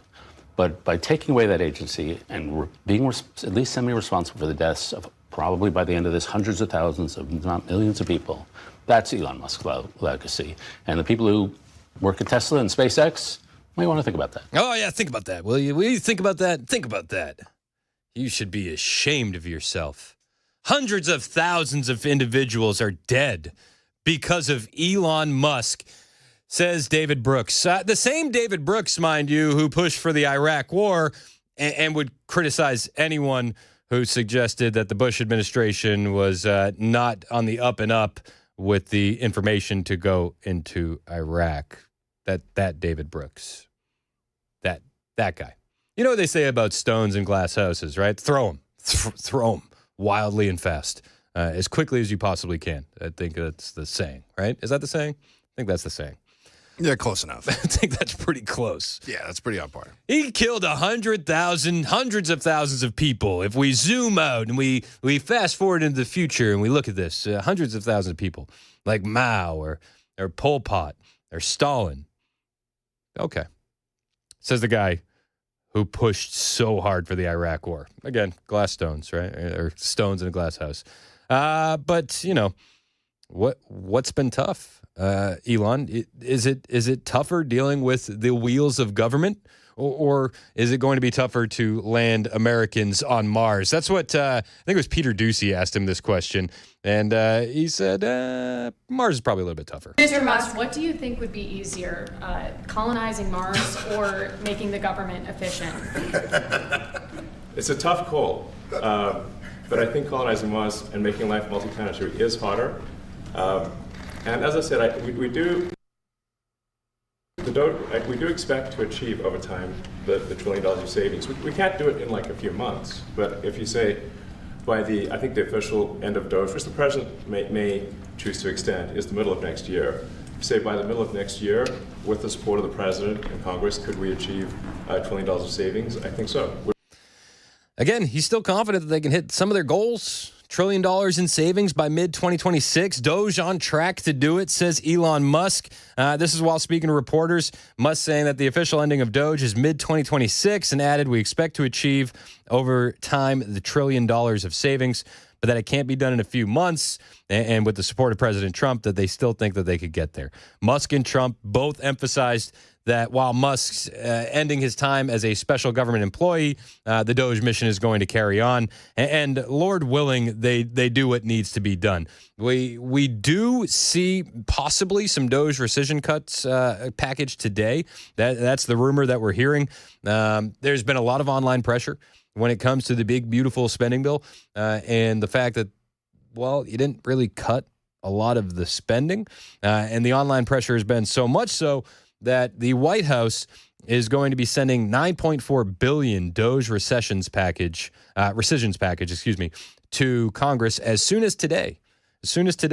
White House Office of Budget Management Director Russ Vought said last Wednesday that the DOGE first rescission bill will be heading to Congress as soon as today. This is Russ Vought, and he was speaking on Fox Business with, I think this was Kudlow, and he said, yeah, expect those packages heading to Congress. Rumor has it that we got a big rescission package, an Elon Musk DOGE rescission package coming up. Can you confirm it? I can. We'll be sending that up on Monday or Tuesday whenever the House is back in session. They will get our first rescissions bill. And again, this has been proposed and we've talked about it. We want to make sure that Congress passes its first rescissions bill, including the DOGE, and we will send more if they pass it. And so this is the first one is foreign aid, USAID cuts, many of the waste and garbage that was funding not only wasteful but hurting our foreign policy, but also the Corporation for Public Broadcasting and NPR. We'll be sending that up and we're working with Congress, and we've had good conversations to make sure that they knew what was coming. They had some input as to changes that could be made to make it something that could pass the House, and we're excited for that to occur next week. Simple majority, is that what you need up there? Simple majority in both the House and the Senate, and the virtue of this is that it's a process that also evades the Senate filibuster. So again, it needs to pass, and so we are being very careful that we do not use our procedural opportunities and in going down a path that won't lead to passage. But we're pretty confident the House and the Senate are going to work with us to get this thing into law. Well, we'll keep you updated on that should updates become available. Plus, we'll also have a little bit more of the fear-mongering from Democrats on the way when it comes to that one big, beautiful spending bill. Everything's getting cut. You're going to lose everything. Did you know that? That's what the Democrats want you to believe. We'll talk about that and why it's false when we get back. 10:53, Super Talk 99.7 WTN.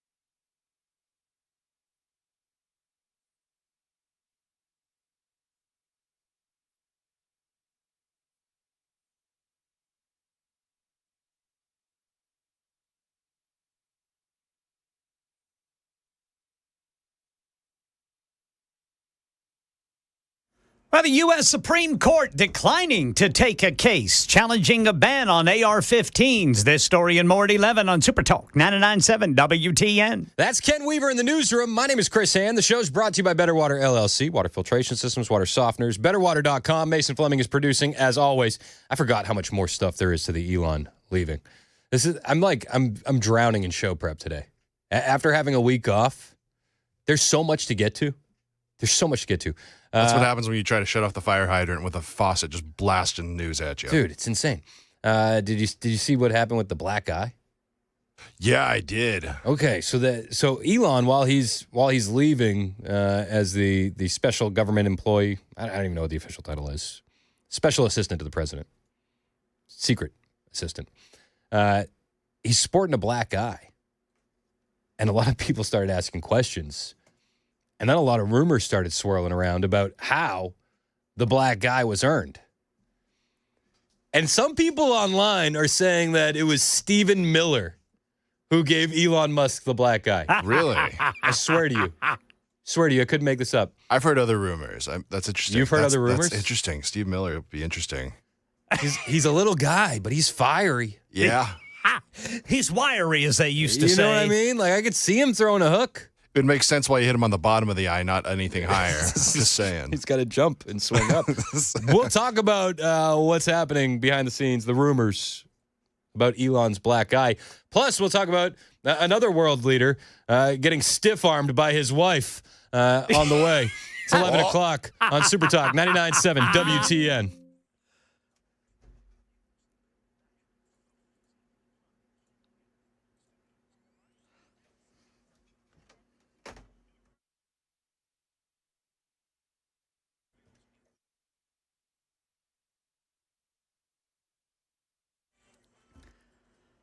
Eleven o'clock on the dot. I'm Ken Weaver with your top stories. Got the full forecast in 5 minutes. And right now in our nation's capital, the Supreme Court has declined to take a case challenging Maryland's ban on AR-15 rifles. ABC News national correspondent Stephen Portnoy has more. In turning down the challenge and letting the Maryland law stand, the court is not setting a new precedent. 3 of the court's conservatives said they would have taken the case. Justice Clarence Thomas writes the question is of critical importance to tens of millions of law-abiding AR-15 owners throughout the country. Thomas was joined in dissent by colleagues Samuel Alito and Neil Gorsuch.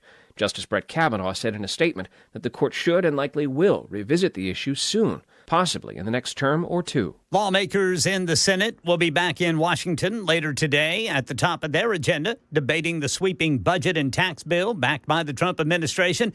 It aims to extend the 2017 tax cuts from President Trump's first term, as well as cutting food assistance programs and Medicaid.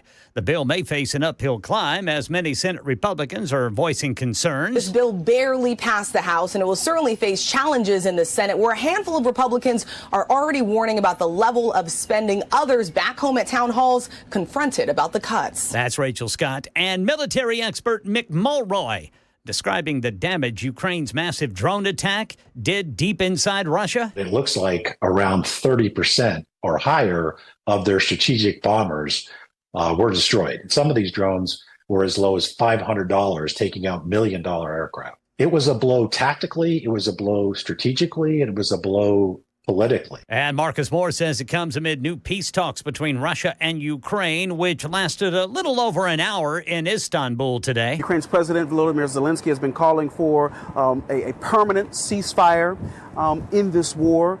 Russia has said that it would be open to a pause in the fighting, but only if their conditions were met. And early on in these discussions, a lot of what Russia had presented were non-starters for Ukraine. And right now in Middle Tennessee, wildlife officials say a black bear found dead in Sumner County had been hit by a vehicle last night. The 190-pound yearling found alongside Vietnam Veterans Boulevard in Gallatin near exit 14. It had just been spotted in the St. Blaise retreat area. Authorities say this is the same bear that was first spotted in Bethpage on May 26th. It is the first bear sighting in the area in over a decade. That's the latest news. Weather's next. I'm Ken Weaver, WTN News.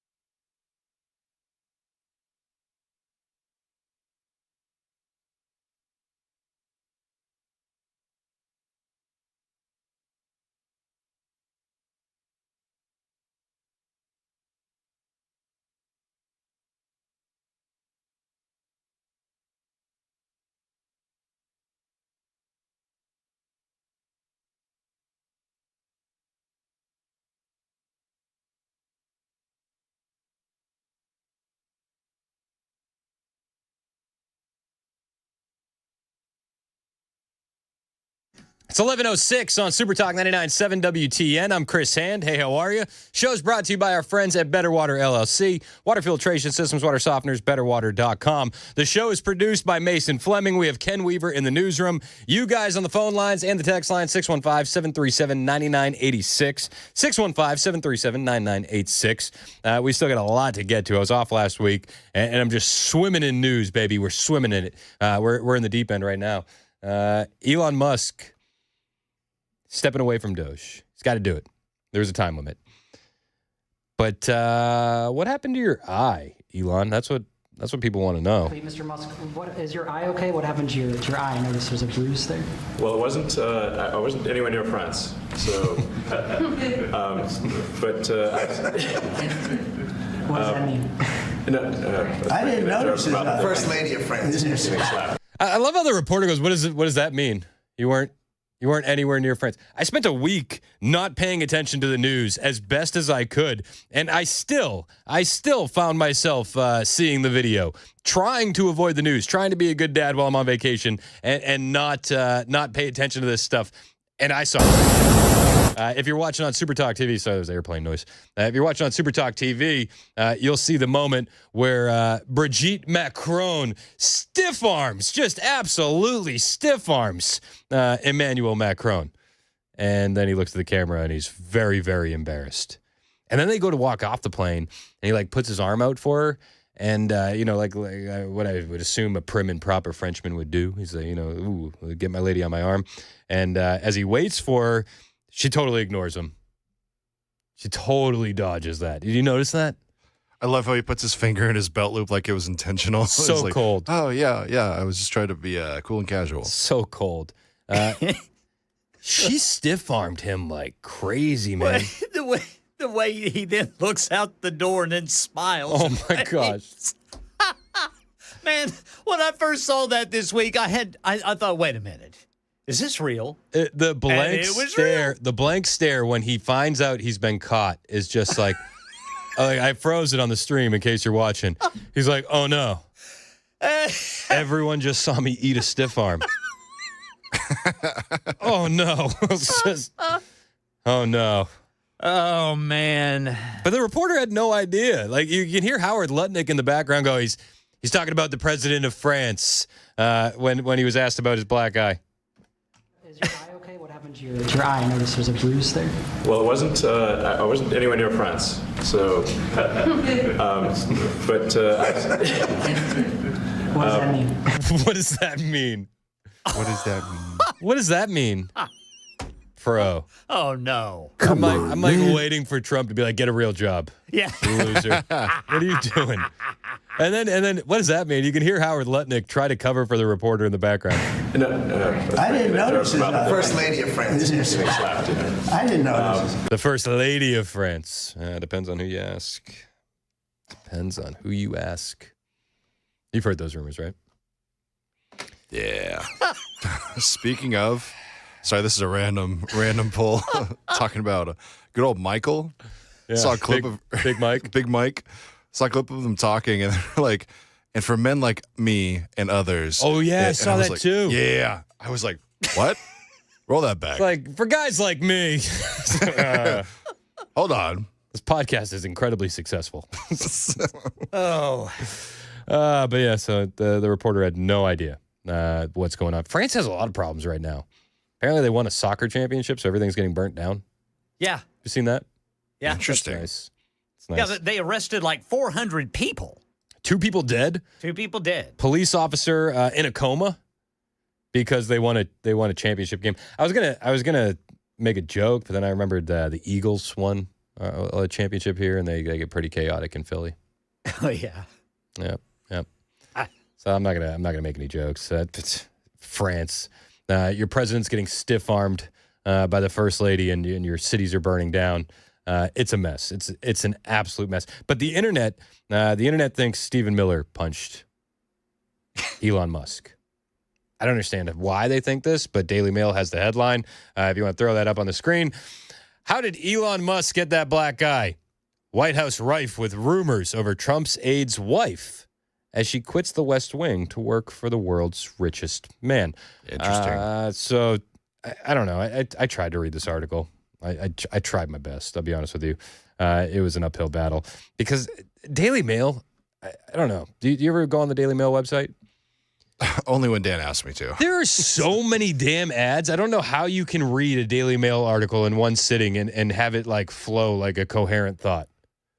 Absolutely not. Yeah. It's scattered. I guess the reasoning is that she's leaving the White House to go work for Elon, and that made the little guy, Stephen Miller, very upset. And then they showed pictures of Stephen Miller's hand, and his hand had a bruise. They said Stephen Miller's left-handed, and that would line up with the bruise on the right side of Elon Musk's face. I don't think that's what happened. I know. I don't see Stephen Miller taking a swing at Elon Musk. Some people, though, like those at the Daily Mail, are pushing that. I don't understand. No surprise. Sounds like fake news. Yeah. Sounds like fake news. Cheap fake news. Where did you get the shiner? It could have been anywhere. The rumor I heard said he was roughhousing with his kid. Yeah, that's what he said. Yeah. He said he was roughhousing with little X. X gonna give it to you. X gonna give it to you. He gonna give it to you. President Trump was asked if he had any advice for Emmanuel Macron after being stiff-armed by his wife. It showed the First Lady of France slapping her husband, Emmanuel Macron. Do you have any world leader to world leader marital advice? Make sure the door remains closed. That was not good. No, I spoke to him, and he's fine. He's recovering. He's recovering after having his manhood stripped. Make sure the door is closed.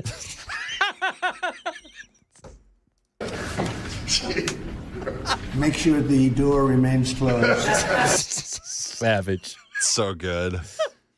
He's an absolute savage. So I bought all the guys here saltwater taffy, and as I'm doing it, I felt like Emmanuel Macron being stiff-armed by his wife. Tell you what, my wife said to me, she said, you got to get all the guys saltwater taffy. You were at the beach all week, and I said, no. And she said, why? I said, I don't know. It just kind of feels a little gay to do that for all the guys. See, here's the thing. You chose to swipe your card. She chose to swipe at him. I said, it just feels a little like something the president of France would do.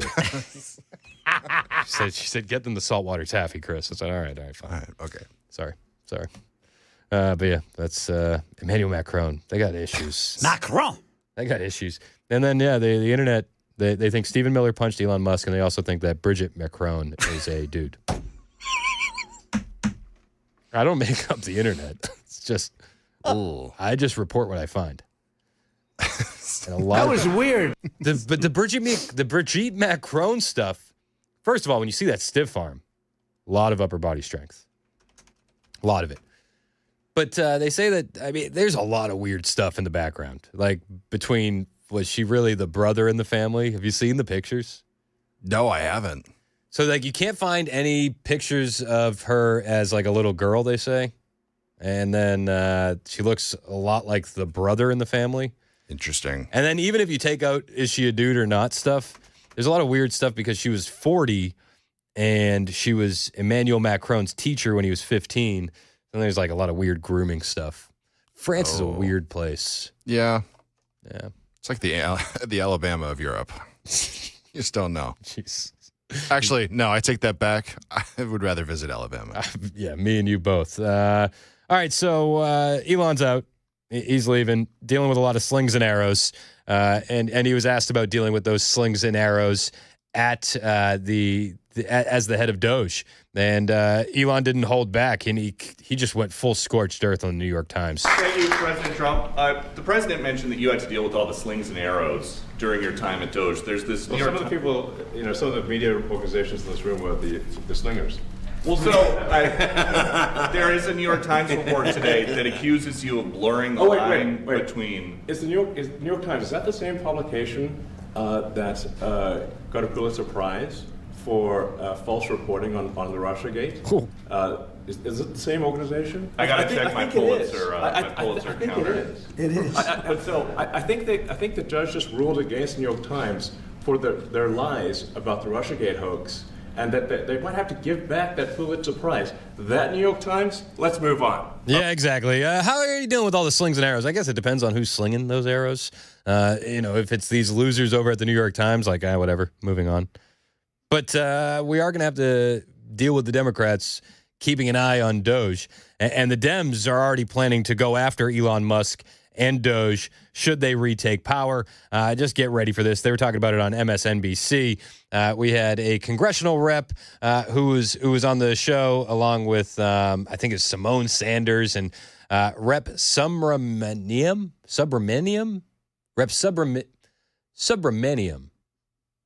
I don't know how you say his name.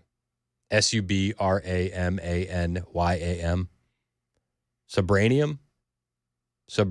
Subramaniam. Sounds good to me, brother Chris. Yeah, I was like, you're on your own on that one. I bet you guys I can't read. I bet you guys have missed me nailing pronunciations. Anyway, Rep Subramaniam was on MSNBC and saying, we're going to keep an eye on DOGE because they probably broke some laws. DOGE was in there. And he didn't take those servers with him. The servers, I don't think, have left the White House. And so what are Democrats going to do about the data? Are you all going to follow up on this? What's your take on Elon Musk being done? Because I just think he's finished. He's just finished what he was doing. Actually, he's finished. He's not done because they've still got the data. Yeah, I heard he's on some image repair tour. I think the best way for him to repair his image is to reverse all the damage he did to our government, to the American people. And yeah, those servers are a big issue. We want to continue to investigate that. And certainly, I think some crimes may have been committed over the past 3 or 4 months, and they are going to come to light. One way or another, we're going to come to light, even if it takes us getting into power again. But we will subpoena people and find out. Oh, even if it takes us getting into power again. Listen, I don't have any faith that the Democrats are going to take power again. Just full disclosure. They're on the losing side of every 80-20 issue in the country right now. Oh, there's probably been some crimes that have been committed, and we're going to get to the bottom of it should we ever retake power. I think that the only crimes that you could get to the bottom of when it comes to DOGE and the cuts would be the fraud, the waste, and the abuse. The $20 million for Iraqi Sesame Street, all the money for circumcisions in Mozambique. We don't need to go down the circumcision trail again, but you know where I'm at on that. We could talk about the transgender opera in Colombia or the DEI musical in Ireland. I think there was some crimes being committed that DOGE uncovered. I don't think DOGE committed any crimes. I think DOGE did everything by the book, and I think the Democrats are terrified, and they're going to be looking into that should they ever retake power. Lord willing, they don't. Lord willing, that never happens. But we'll keep an eye on it. Rep Subramaniam, whatever his name is, doing a great job. It must have been a short. They must have been really scrambling for guests on MSNBC. They couldn't get Jamie Raskin to talk about gun violence or anything like that. Probably not. He's usually up for it. He's usually down. So Elon Musk out as the special advisor for DOGE. It's an interesting. We'll see what happens, and I pray that the DOGE stuff continues to come. Again, they say that DOGE rescission packages could be coming as soon as today, something we're going to keep an eye on, and that's because of pressure from people like you online. Don't underestimate your social presence and the weight that you carry just by, tweeting mean things occasionally and showing how pissed off you are at the federal government for not reeling in some of that spending.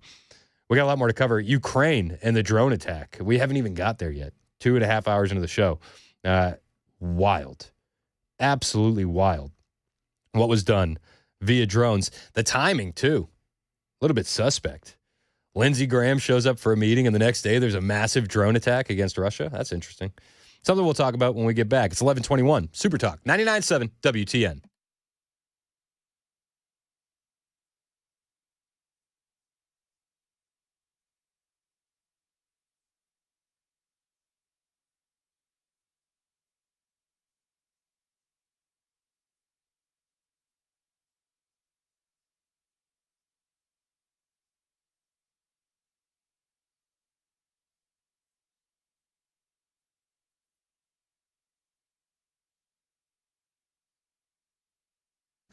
Hey, what's up? It's Chris Hand from my friends at the Wellness Institute of Nashville. If you're living with back pain, neck pain, knee pain, nerve pain, you know you don't have to, right? You know you could make that pain history today. The Wellness Institute of Nashville is here to help you with that. They're changing lives with non-surgical, drug-free treatments that will target the root cause of your pain. So you can forget the pills, you can skip the surgery, because these guys specialize in non-surgical spinal decompression. It's a high-tech therapy that will actually heal your spine and your nerves naturally. Dr. Mitchell's trained all over the globe. Dr. Ashley is an expert in holistic care, holistic healing and advanced chiropractic care. So whether it's sciatica, neuropathy, herniated discs, real solutions are waiting for you at the Wellness Institute of Nashville. And right now, the Big 47 deal is still going on. That's 47% off that non-surgical spinal decompression for you. All you got to do is not waste another day living in pain and call the Wellness Institute of Nashville today. 615-246-5009. That's 615-246-5009. The sooner you call, the sooner you heal. Painisbad.com.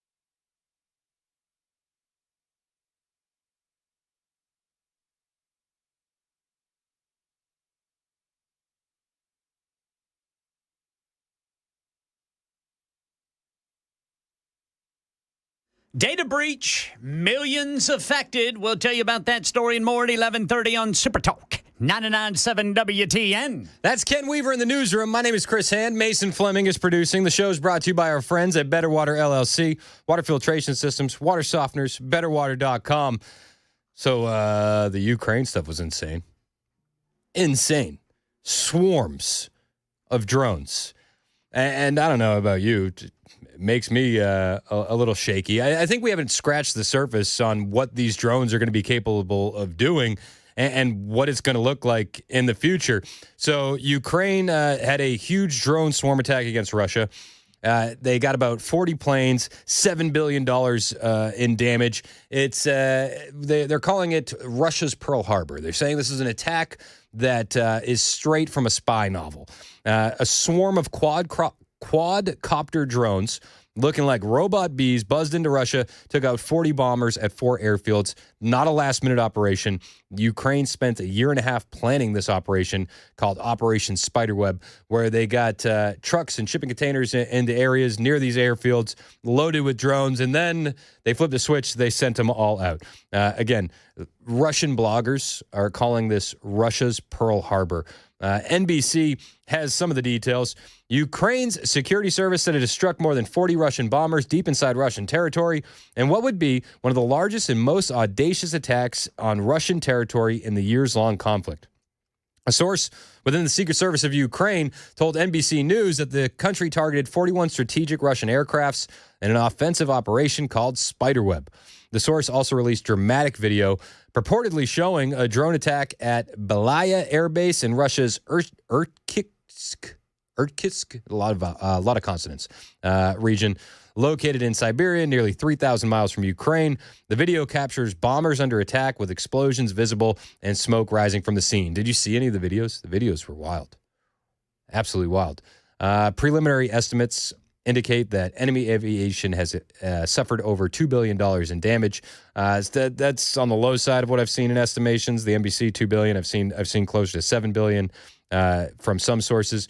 But you had a meeting with Zelensky and Lindsey Graham the day before. It's a weird timing. Don't you find that it's odd timing? A lot of people are saying this is the globalists trying to start World War III on Donald Trump's watch. That's what they're saying. 30% or more of Russian Air Force's fleet of long-range, nuclear-capable strategic bombers reportedly damaged and or destroyed in the Russian Pearl Harbor Operation Spiderweb. They say that Lindsey Graham was down there discussing sanctions, a sanctions bill against Russia. This is the New York Post reporting on this on the 31st, saying the Senate will start moving on a bill imposing more sanctions on the Kremlin following talks with Volodymyr Zelensky in Kyiv with Senator Lindsey Graham. I would expect that next week the Senate will start moving some of the sanctions will start moving the sanctions bill. Graham, an ally of President Trump, but also a firm backer of Ukraine's war efforts, said on Friday, according to the Kyiv Independent. There are House members that are ready to move in the House, and you'll see congressional action. He added, President Trump said that the next 2-week period will be outcome determined.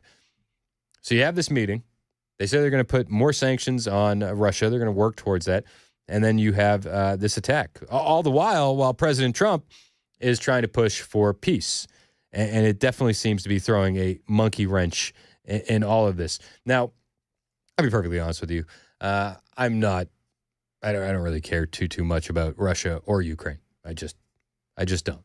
I care about being dragged into World War III, and I think that's ridiculous. I don't want to be funding the war, but I would be willing to bet that those drones that were sent over there were paid for by your tax dollars and mine. But the drone aspect of it is terrifying, and I don't know about you, but I've been hearing rumors of terror attacks on domestic flights via drones, and it begs the question: are we ready for drone warfare? Are we? Are we ready for this? Drone warfare is it's a bit scary. I mean, you think about the implications of it. If China was to do something like this towards us, and they had just shipping containers full of drones ready to go off our coast, what kind of damage that could do? It's insane. It's insane. It's terrifying. And I pray it doesn't go that way, but I think it's definitely something that our military, our intelligence agencies are at least planning for. One would hope. But a lot of drones causing a lot of damage. And you don't need that many drones to cause that much damage. You need one drone to cause a lot of damage. It's terrifying. And then when you see the terror attack that happened in Boulder because of the illegal alien that was allowed in and allowed to stay past their visa by the Biden administration, and you zoom out and you realize how many more of those individuals must be in this country, it's like, geez, we really are waiting for something bad to happen in this country. Hopefully, the Trump administration keeps it secure, keeps it safe, and continues enforcing these deportations so that way anybody that would be capable of doing something like that from a terrorist angle doesn't ever get the chance to. But the drone stuff is crazy, man. Absolutely crazy. It's 11:30 on Super Talk 99.7 WTN.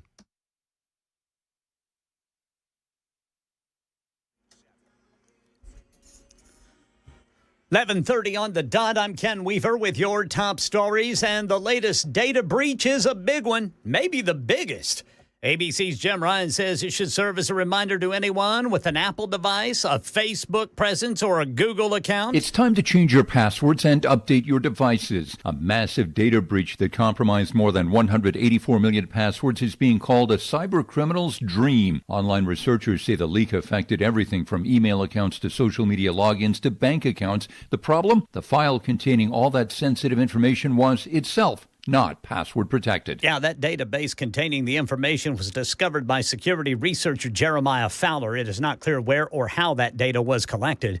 Entertainment news here in Nashville. Kings of Leon will not be going on tour in Europe this summer.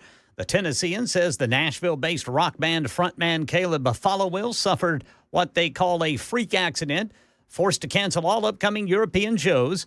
In an Instagram video post from his home, Followill explained he broke his foot, can't be on his feet, travel or perform for 8 weeks. And all this week in Middle Tennessee, numerous events taking place for the year-long 250th birthday celebration for the U.S. Marine Corps. Marine Week Nashville will offer an array of military equipment, aircraft, military bands, and opportunities to meet Marines as they set up interactive displays and participate in community relations projects across the city.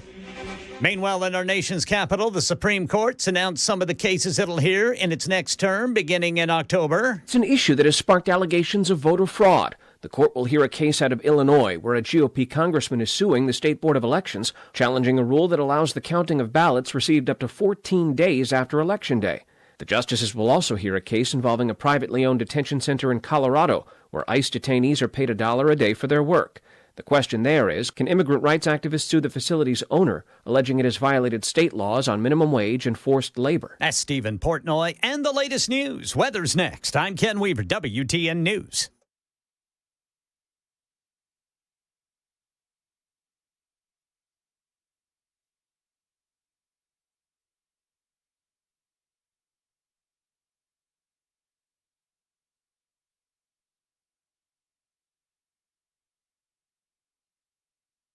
Hey, what's up? It's Chris Hand here for my friends at USS United Structural Systems. We tell you all the time that these guys are the best when it comes to waterproofing and foundation repair, but sometimes it's better to just let the customer reviews speak for themselves. I got a review here from our friend Jan. She submitted this at the end of May. This was on May 28th, and she said, "This is the most accommodating, professional, honest company I have ever dealt with. Many years ago, I needed home repair, and Bruce worked with me to get the necessary repairs done quickly and within my budget. They needed to dig up part of the yard. When they finished, you would have never known I had work done. It was perfect. Recently, I had Chris out to inspect the home I was purchasing. I was concerned about the structure. At no cost, Chris inspected the home thoroughly. He noted what to watch for, but stated there was no problem with the structure. He explained everything thoroughly and in a way I could understand. I would use USS without hesitation. The prices are reasonable, and best of all, they guarantee their work and give you peace of mind. These guys are, in a word, awesome. Couldn't agree more. If you need waterproofing work done or foundation repair,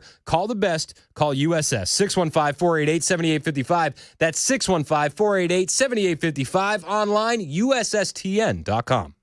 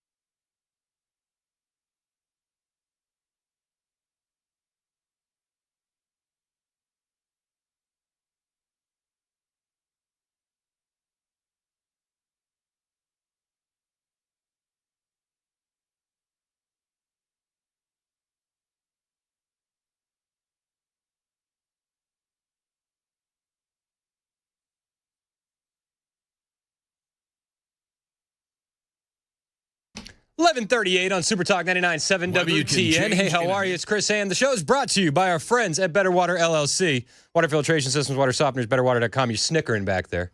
Hey, I'm just impressed over here. What are you snickering about?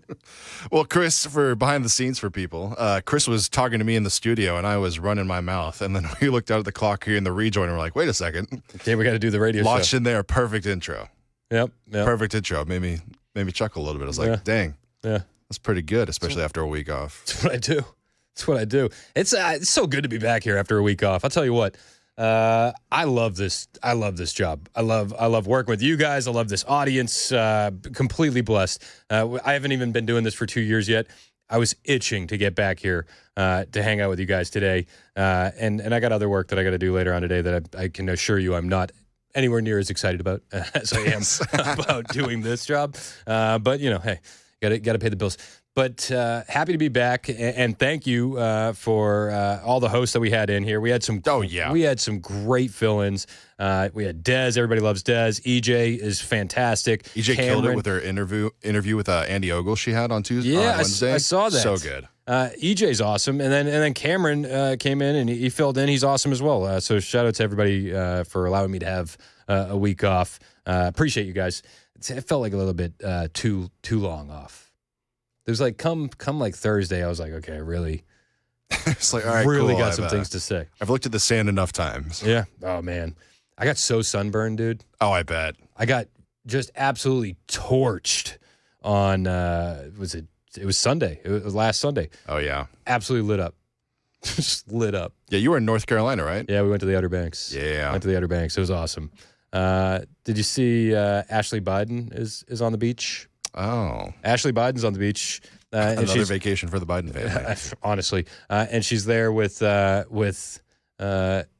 Jill, not a real doctor, and her dad and Joe Biden. And she posted this little thing on Instagram, and she said, "I'm so grateful, too grateful to be angry about all the BS. Hit the jackpot with these two." And it's a picture of Dr. Jill and Joe. Did you hit the jackpot, Ashley? Did you? We all read your diary. Not sure I would describe it as the jackpot that you hit, but here we are. Well, somebody's got to lie to their parents because we're telling the truth. Honestly, what Not a mess fans here. I got some more Democrat updates. You want this? I meant to do this earlier in the show, and then I got distracted. And because I'm just getting squirreled. I'm channeling my inner Murphy. I'm just getting squirreled here because there's so much that we can talk about. Jasmine Crockett.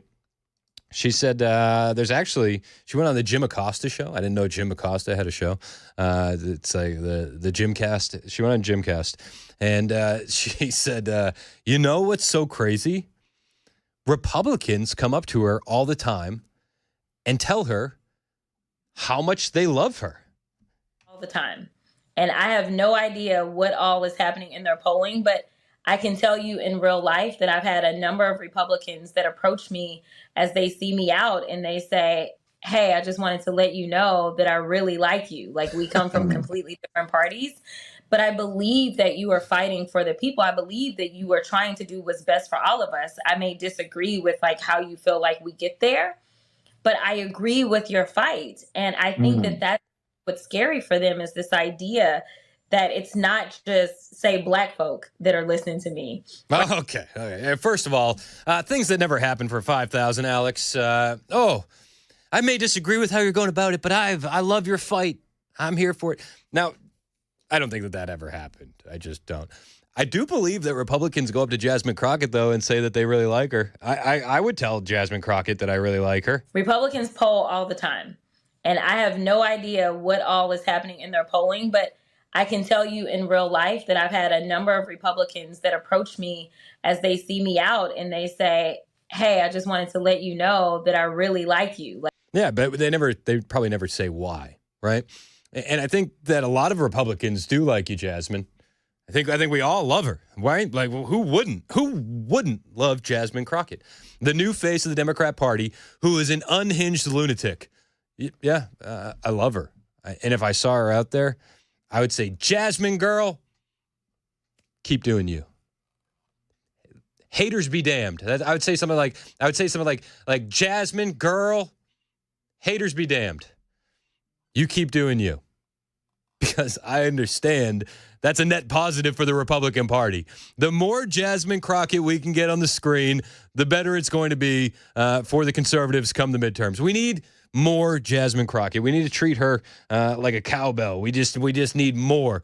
This country's sick, and what's going to fix it is a prescription of Jasmine Crockett. So if you're a Republican out there and you see Jasmine Crockett, don't say something mean. Tell her how much we support her. Just tell her we love her, and keep fighting her fight. That approach me as they see me out and they say, hey, I just wanted to let you know that I really like you. Like, I really like it. Everything you're doing, couldn't agree more. Really like it. I think I would, if I was going to give a critique, I think you should swear more and also attack white people more. I think that's a winning recipe. Also, that's Jasmine Crockett. Republicans coming up to me all the time. They tell me they really like me. They really like me. That's weird. I mean, most of the Democrats, the poll numbers are not good. In fact, Hakeem Jeffries over the weekend was on CNN's State of the Union with Dana Bash. And Hakeem Jeffries was confronted. And what were we calling him last week before I went on vacation? Buck Obama. Buck Obama. He was on CNN, and he was confronted with the polling numbers when it comes to Democrat leadership. Mr. Leader, you brought up polls, so let me tell you about a new one that just came out here at CNN this morning. It shows that only 19% of Americans say that your party can get things done. 36 say the same about Republicans. And just 16% say your party has strong leaders. A lot of those people come up right up to Jasmine Crockett and say, girl, killing it. You're crushing. A lot of those people are Republicans. Girl, keep going.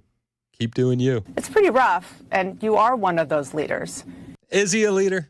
Would you? I mean, honestly, like I know title-wise, Hakeem Jeffries is a leader. But just in reality, would you consider Buck Obama, Hakeem Jeffries, a leader of the Democrat Party? I wouldn't. I don't think he has the clout. I don't think he has the pull. I think he's soft. But they said you're one of these leaders with a 16% approval rating. What do you say about this? How do you turn that around? Yeah, we don't have the presidency right now, so that's always going to be challenging a few months after a presidential election. We don't have the presidency right now. Oh. That's why. When we did have the presidency, rumor has it he was getting lost in his own closet every morning, and we had no idea that he had prostate cancer. So, and he was sharp as a tack. But we have to continue to make the case, one, that Democrats, of course, are the party that is determined to make life more affordable for everyday Americans, for hardworking American taxpayers. Well, where was that energy during the 4 years under Joe Biden when you told us that inflation was transitory? Excuse me. First, you told us inflation wasn't happening. Then you told us inflation was transitory. Then when finally you couldn't lie about it anymore, you said, well, it's happening, but it's a good thing. Okay.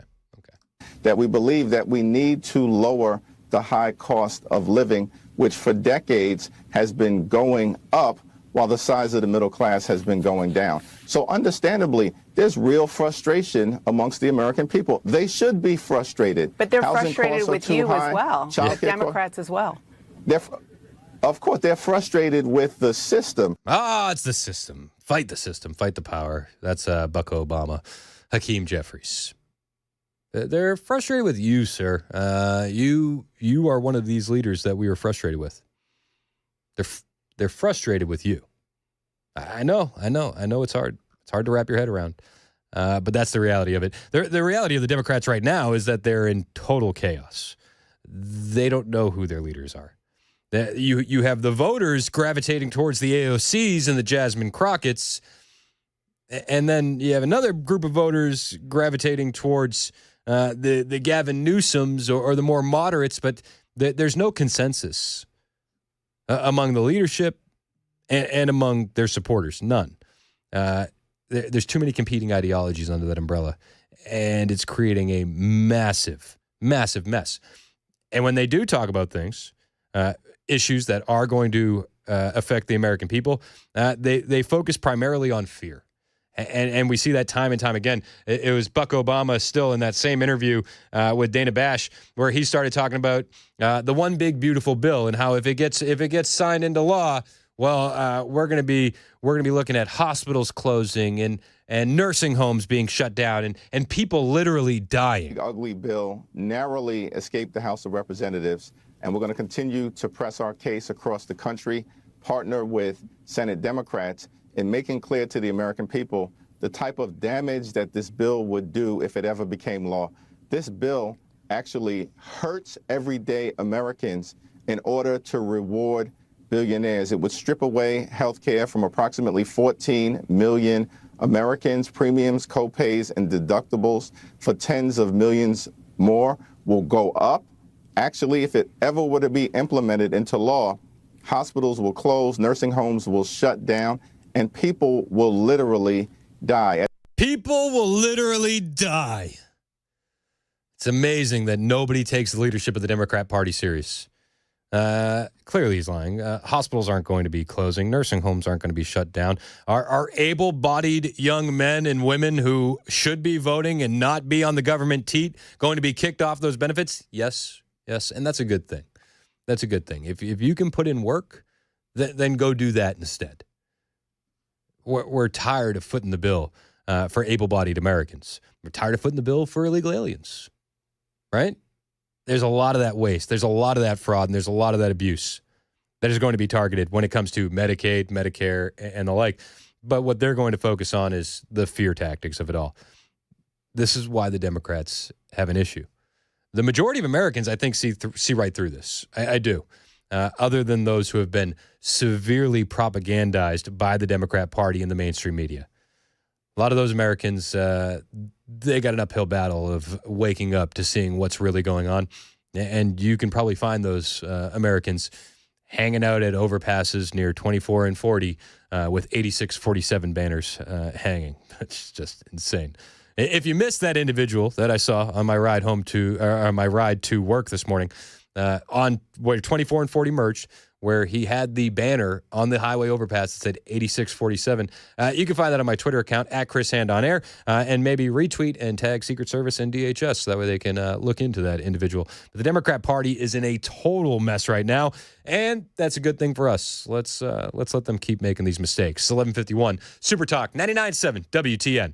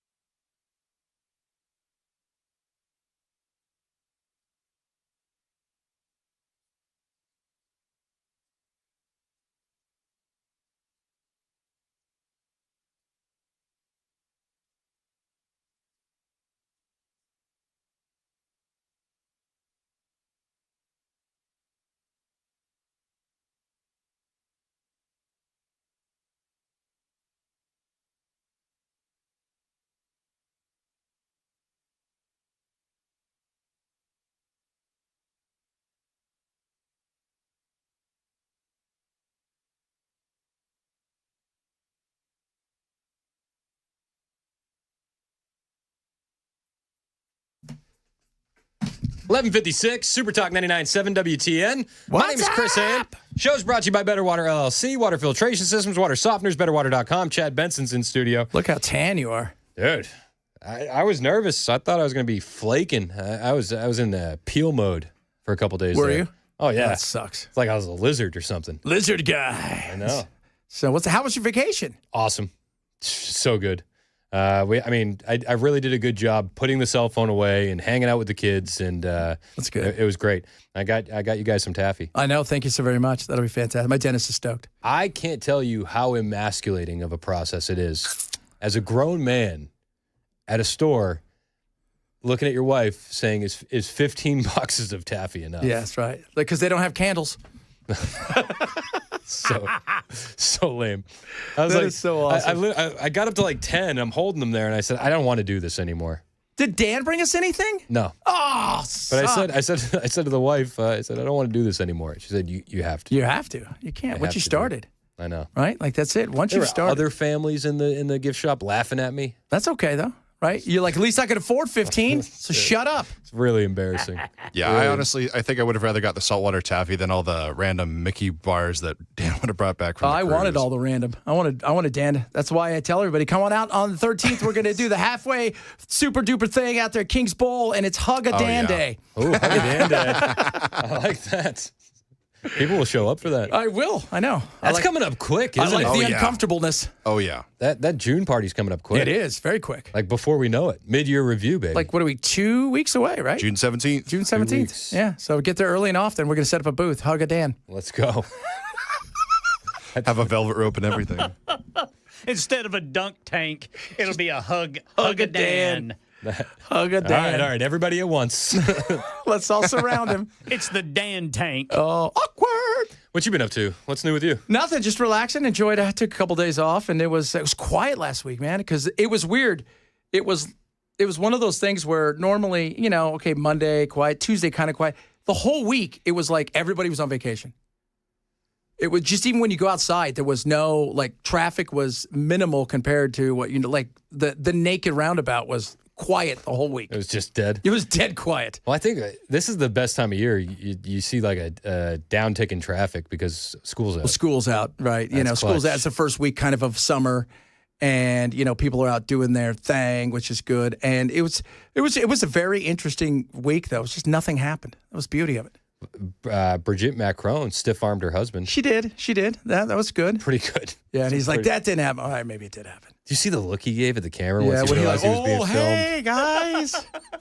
Poor guy. That's it. And it's funny because the people just opened the door. They didn't know what was going on behind them. No. My grandparents used to argue in French. And you could hear them just talking in French, and it would sound like arguing at times. Yeah, that's it. Like, They're is everything okay? angry people. Is everything okay? So, They're yeah, angry people at fine. times. But no, that was fun. That's about it. I mean, outside of that, it was kind of a quiet week last week, comparatively to what we get normally, right? Because even Trump was like, I'm going to take a week off. Yeah. The DOGE will end, kind of, sort of. That ended, and away he went, and away we go. What are you focusing on for today? The shadow police force here, taking all the homeless and moving them somewhere. What is that about? Yeah, they're probably bringing them to Murfreesboro. Just randomly That's just what they opening do. the door. Need a force to catch the zebra, man. How about the zebra? I'm waiting for a whistleblower to tell me what happened with the zebra. What's the true story of the zebra? Somebody knows, and they're keeping it silent in I was Murfreesboro. telling Ken, somebody went in, saw the zebra, thought they'd pet it, tried to get a little closer to it, and the thing took off. And the family went out back for their new pet and went, "What the hell's our zebra?" Oh, and everybody else is like, "Oops, I had no idea." Imagine if they were walking a kid out, like it was a birthday gift. Take off the blindfold. They're like, "Where is it?" What? It's so funny. So, hey kids, we got you an animal that's not very friendly. Zebras. Sounds like a terrible animal to get. They're neat, but they're not. You're not gonna throw a saddle on it. I think you should. Believe it or not, a lot of super texters say that zebra is very tasty. Well, I know. So the only zebra I know is striped gum. Remember that? Do you think if you found the zebra dead on the side of the road, that roadkill laws apply? Yeah, absolutely. So you could still take that thing home and harvest totally it? take it home. Absolutely. You could, why wouldn't you? So It doesn't have anything that says can't take foreign animals or exotic animals off the road. All right. Okay. I mean, you can't do that. I'll be looking for that All right. on my ride home. On your way home tonight. Watch out for a random tundra with a He's going to zebra text in us, the back. dude, I found the zebra. We are going to have it tonight. It's going to be awesome. The first text will be to Virginia. Open the garage. It's 12:01. Chad's